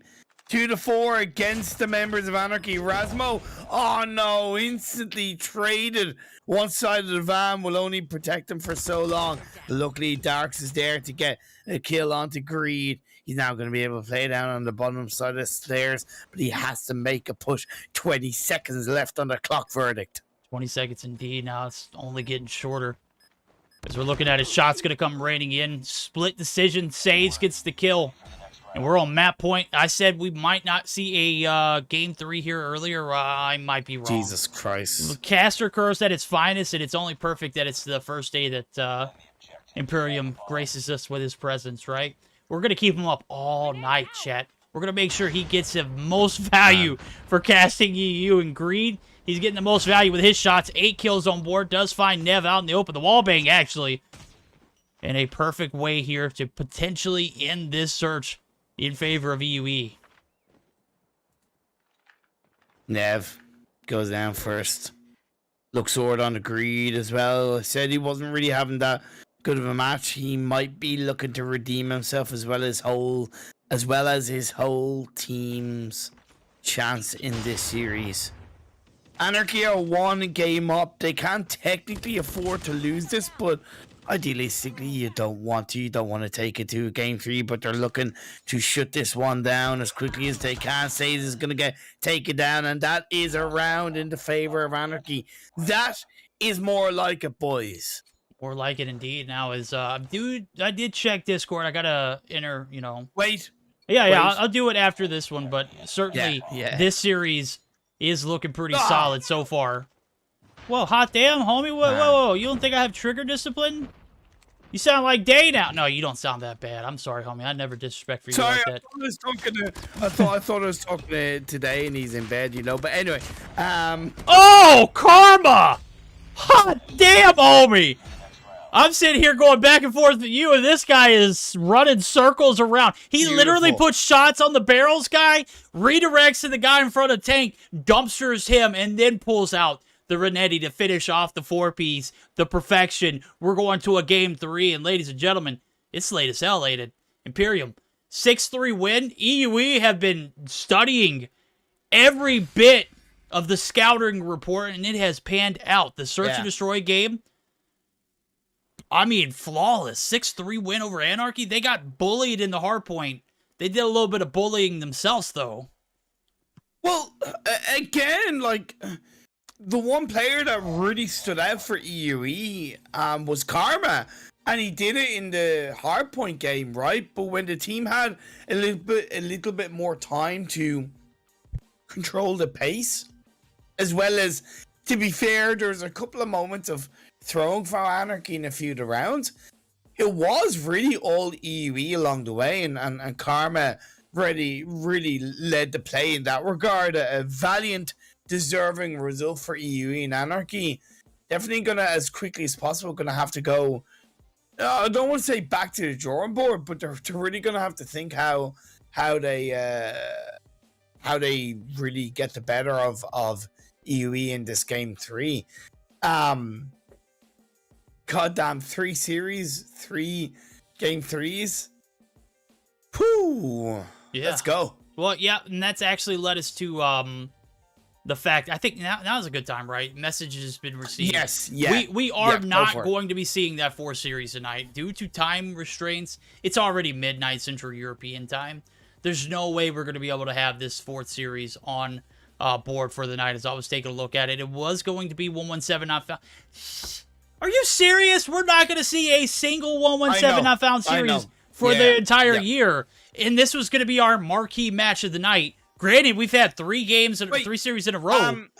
Sorry. That's the threes coming through. Sorry to put you off. Ronan, is it possible that game is recorded? Yeah. If the game is recorded, what me and Verda could do on Thursday is commentate over. Is actually commentate it before the first series. So we still start at 8 o'clock or 8 o'clock Central European time, and then we have our normal broadcast. So we've kind of technically extra games on Thursday, and people still get to see Nova against 117 not found. Yeah, I don't think they might know the result. Yeah. Well, they might know the result, but it still might be a pretty cool game to watch at least. I agree. Heads up thinking, 200 IQ. Big braids coming through. I didn't mean to cut you off. Just, that popped into my head. I was like, oh, let's see if we can get this done. Hey, you know what? This is what we do right here, right? What comes to the head comes out the mouth, right? It's certainly not the best of me that does that. And usually it's you coming through with some of the big brain plays, and that was an instance right there. Well, ladies and gentlemen, our last matchup of the night is going to end in a best of 3 going to distance. And this time we're going to be seeing a little bit of raid, a little bit of those Hollywood Hills, California nonetheless. EUE got the better of the first time around in the search. Can they manage to pick up another? Well, we're just going to have to postpone it because guess what? Oh. No ping, no party, homie. No pains, no gains. Okay. Don't know what happened there. Well, I mean, somebody loaded it and didn't have the right the right loadout. Could have been anything. Apparently it was NA. I don't know what happened there, but while we're waiting, just gotta say, your facial hair be looking mighty damn fine.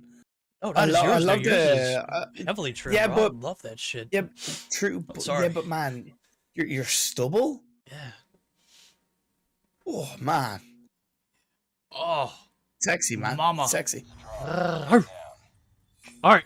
Just wanted to say, just had to put that out there. But anyway. Oh boy, we are in for it. It has been a long night, and here it is, the payoff. 3 best of 3s, 3 game 3s, and search and destroy for all 3 game modes. You cannot make this up. This is EU at its finest, ladies and gentlemen. You can't. You can't. It's one of those things. Look, mad respect and props to all the teams tonight in the 3 series, and you've all pushed yourselves, whether it's having fun or try-harding and just winning and losing. Thank you for putting on entertaining series after entertaining series after entertaining series. It's a credit. It's good to be back, and I'm loving every second of it. Well, every second of it is going to be surely enjoyed because we get to hear the graces of your voice, bro. Being back in the 1s and 2s with Imperium, probably the best case scenario for Vert, because I don't think I can control that monster day anymore. Genius coming through. Can't control that monster either. He's got 2 on board. He was a demon with this demon song Skin, making it look better than it already is, and he might be running right into one other player. Oh my god, Greed. By the grace of those shots, is going to be able to find one, but takes down Genius, but it's not going to be enough for Nev, who clears all of Laundry site. And with the bomb planted, only 30 seconds left. Only one player left to deal with. It's Karma. He rounds the corner, catches a little bit Karma himself. And a pretty flawless round there for the side of Anarchy. Yeah, definitely a much better start for them in this third game of the series. Of course, you can see the sticker for the 2022 World Championships of COD Mobile. This is, to be fair, what all these teams should be looking to lead into, right? It starts at the start of the year. Every single tournament you can get your hands on, it all builds to the end goal of the World Championships representing Europe. It can be any of these players, any of these teams. Right now, Rasmo goes down. Nev still has the bomb in his hands, but 3 of the players of EUE have been whittled down. Make that 4. Just Kree on his own. Yeah, Kree. Gonna need a far cry here. He is going around a quarterfinal Lux, but guess what, homie? Derek's. I read in chat earlier, and I don't know what brain dead fool put that in there. Derek's is 101% overrated. My God, like, overkill at its finest, and bro has just been putting on a clinic for us in both the Hardpoint and in Search and Destroy respective. Does seal the deal there with the shots. 2 rounds in a row, successful B-side pushes. EUE have yet to adapt. Maybe we'll see them change something up as they do get first blood for themselves. So nobody there on the B side to defend. This is, you know, different than what we saw in the first 2 rounds, and it's obviously panned out because nobody has made the transition from Anarchy over. So looks like the rotations might be for a little bit of poolside devastation. I like this initial defense coming in from EUE. Holding on to 2-1, realistically 2. Rick, a little bit more forward, switches over to join Kree and towards the mid stairwell. Luxord is fortunately going to go down, and that leaves Anarchy with just 3 players make that 2. Wow. We don't use thumpers in Mobile Mayhem. How does that work out? Are they banned? Yeah, they're banned. They're not usable. And I don't know how people die to them, whatever the hell they're using. A nade shot, maybe? Maybe he got botched. Maybe he just wasn't paying attention. He cooked it for too long. You know, you've been baked for too long at a certain amount of times, right? Like, where, you go to toss a nade and lo and behold, it explodes right in your hand. I've been baked before, but not with nades. Oh, okay. Yeah. You get it. You get what I'm going with that, right? Of course I do. 2-1, still in favor of Anarchy as we head into round number 4. Definitely a more positive one that came out from EUE previously. Neb once again with the bomb in his hands as they play up towards the garage area. And the car ramp leading in towards that B plant. Lots of smokes being utilized as they look to breach on in, but as you disengage away from the smokes, you are a little bit blind, and that blindness came back to haunt them horribly, as now they just have 2 players left. Yep, 2 for 2s now. Says on the trail there, kitchen side push, the slide peek, Karma, and oh my God. Oh man, Derek's never stood, or Genius never stood a shot. Now it's all Rasmal. He said does have the bomb in hand. Minute 15, so plenty of time to play for a pick. Maybe even or 2 before he gets this bomb plant down. Obviously, if he gets 2, no bomb plant is needed. Says does catch wind of him, and Karma now looking to hold off the kitchen side push. Says even on the god tier flank, kind of knew where he was at, wasn't even needed, and we're all tied up. EUE bouncing back here in the search and destroy. They get the diddly in the first 2 rounds, and now they're starting to give the diddly. It's been a back and forth affair. This is about as even as it gets. Much different than the standoff that we saw earlier. But like I said, I saw where they were going with the defense initially. I think that engagement on the previous round was, although it technically worked out because they were left with the 2v2, I thought it was very kind of presumptuous and narrow-minded and a little bit brash from the members of Anarchy, but I do appreciate the effort. This one is a little bit cleaner. They plant the bomb, no casualties down from either side, however. Casualties indeed. This is about as easy as it gets. You get this bomb plant down, no player advantage, it doesn't matter. Rasmus does find that first blood, and here comes the push. 4 players left, 2 in Laundry, 2 backside flank. Genius. Look how IQ this play is right here. Homie's just waiting for someone to make the one wrong move. One wrong turn. Driveway is not safe. I don't care if you call it camping or not, chat. This is well executed and well played there from the side of Anarchy. You literally can't get it any better than that. Obviously, if you get pushed from the backside of driveway anyways, like the garage area. But, homie, by the time you get to the driveway, there's going to be 4 or 5 people right there waiting for you to come up. Calculated, man. Very well played overall from the Anarchy boys as they do reclaim the lead. We do switch sides, however, the members of EUE have the bomb. They have the potential to control. That's a lovely couple of shots from Rasmo. Darks is going to get returned, followed by Rasmo. So it is going to be 3-3. This genius shuts me up. Genius continues to do genius things there. Does get taken down by Says. Bomb's going to be collected by Kree. We've got a 3-2. 2 players in laundry. This might be a little bit of a spoiler, but I think they might have doubled back just in time for this bomb plant to go down. And if they didn't know where homies were, now they do. The bomb's down, 40 seconds on the clock. And pressure here. 3-2 lead. Looking like it might be slipping out of the hands of Anarchy. Good smokes thrown out initially, I believe, by Lux Aeterna. He's going to get the side angle. Swipe on the Says. Where is the defense from the rest of EUE? I don't think that should have been allowed to happen. No freaking way, bro. What is this defuse? How did EUE throw that? I'm talking about get the job done and get out, right? Smooth criminal style. Like, you know, a little bit of, Annie, are you okay? You know? EUE, are you okay? What the hell was that? I know, right? I know. Like, that's why I said, where's the support? The second Says went down, there's like zero. You gotta beat the bomb, bro. The rest of None. That's a round thrown right there. 3-2 scenario. Yeah, it's a 2-1.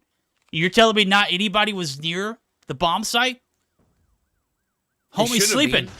Man, I know it's past midnight, but you can't sleep on that bomb, bro. Plus, especially when you're planting on B. Right? Especially when you're planting on B. Facts. Anyway.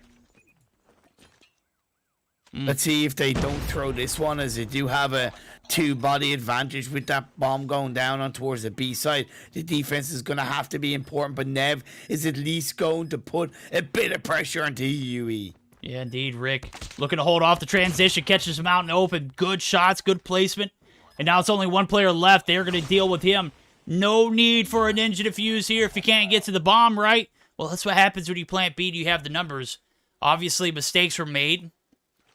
And here we are. Advantage still in the hands of Anarchy, and it goes to show when you plant B, you got to have one on the bomb, near the bomb, to able to see the bomb. Verdict. Can't have mistakes like that. I'm sorry. If we see this game go to a round 11 and EUE lose, it's going to go back to that round. That's it. Well, it's funny because I was going to say, do you think we're going to see it go to round 11? I think we are, like. Yeah, I think we're going to see it go to round 11. Jesus Christ, my voice is dying, Rick. The trade comes through. Darks is going to at least save the day as we're left with 4 players apiece. Rick has the bomb in his hands. The kilo as well inside his back pocket. Going to make the push on through Kree. Down to half health. They're going for the A-bomb plan. I believe this is going to be the first time they're going for the A-bomb plan. But now if Darks has anything to say about it. Agreed, left on his own. Dead in the waters. Poolside push. Failed. And we are on match point for the side of Anarchy. But I am a firm believer. Believe it or not, Day has some good ideas. And this is one of them. If you can find 3, you can find 3 more. Well, after that travesty of a throw on the B-bomb side a few rounds back, I still have faith in EUE to come through and make it interesting now, as we have found ourselves with Anarchy holding all the cards. Homie, they've shut down the poolside. Guess what? If it doesn't succeed the first time, pick yourself up and try again. Just don't expect different results, though, because Karma and Greed are the only 2 left, and this game might be over right here in this round alone. The smoke not going to be felt. Greed now. The body shots coming through. Lux has done the dirty. Christ. And guess what, homie? The disrespect only continues on. Darox. Man, my guy was swimming in the waters, and lo and behold, Darox just waiting for him to make one wrong move. And that is it. 6-3 win. Oh, my. Damn. Well, we could have seen around 11, but... Yeah, it probably could have been around 11 if EUE hadn't have thrown that round and gotten a ninja defuse in that way. Look, I think EUE slightly showing their either lack of experience or pressure under the stress in that regard. I could see a path or scenario where Anarchy lost that, so it's definitely very positive for EUE, and you've given many reasons, or it's been backed up what you highlighted about them. But also this Anarchy side, I think they're just getting started this season, and I see a lot of excitement on how this team can grow, improve, and develop into possibly the not living in the shadows of the Anarchy of old, if that makes sense. So both sides, a lot of promise and a very good series. Very good series indeed. 2-1 win, 15 points going to be awarded there.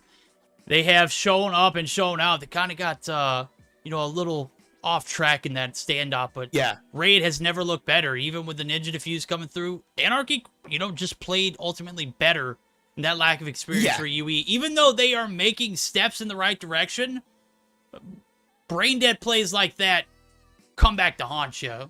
Yes, and that was all too often, something. You haven't seen the change in momentum there for UE after that round.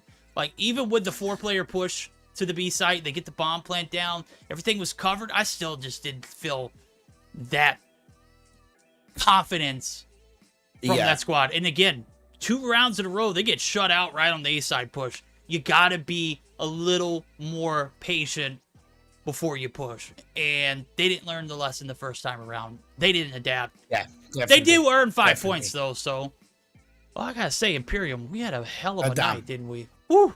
We did, but before we because I'm sure we should go through what happened in tonight's games, but obviously before that, I know you've mentioned it already, but due to the games going on as long as they have and the fact that it's past midnight in Central European summertime, match number 4 that was set to be between 117 Not Found and Nova is to be essentially postponed and played off stream, most likely recorded so we can at least show it to you. Myself and Verdrick will look to commentate over that on Thursday, still to be confirmed. But the point is, this 3 series we've had tonight that have all gone to game 3, those are your games for tonight, and what a set of games they were. Yep, 3-3-3 all across board. 2-1 win for FN420. Portugal damn near came through and got the upset, but we remember how that goes. If you didn't see it, you got to go back and rewatch. That was an intense round 11. Just some great gameplay, even though there was a little bit of trolling involved. You're not having fun. Why play the game, right? Well, comes a time where you got to be serious, and we saw FN420 turn the Jets on and get serious towards the end. Illuminati, they come through with the 2-1, the 2 searches in a row over Lux. Anarchy come through, win the Hardpoint. It was a hell of a Hardpoint win for them. And EuroElite turned the tables and win 1 search, but dropped the second. 117 Not Found in Nova, as Imperium just mentioned. We are going to try and get it recorded so that way we can commentate on it. But I got to say, man, it just feels right having you back in the mix, right? Once again, thank you so much to yourself, Ronan, all the Mobile Mayhem, Denomine, Gomania, and everybody tuning in for, any kind of support. Look, I know I took a bit of a break from COD Mobile and commentating, and I didn't take it for granted in that regard. That's why, I'm looking to come back into it in terms of knowing my stuff, and it will take a little bit of time. I feel a bit rusty, and honestly I was nervous coming into tonight, but I see a lot of potential in the teams. I see a lot of potential in the players, and it was a great way to kickstart the Mobile Mayhem season for myself. And just thank you so much to everybody for tuning in and supporting the stream and supporting Mobile Mayhem. Absolutely, all that support is needed. My guy Imperium said he was nervous. Well, I was like a little bit of a ball of nerves as well. I was like a little schoolgirl, man. I was dancing. I was like, oh my God, Imperium's back. Ah! I was literally jumping in my seat. And lo and behold, you say you're rusty, bro. Killed it. Absolutely just a pleasure every time I get to work with you. Pleasure getting to, you know, cast this EU scene. It was a blast.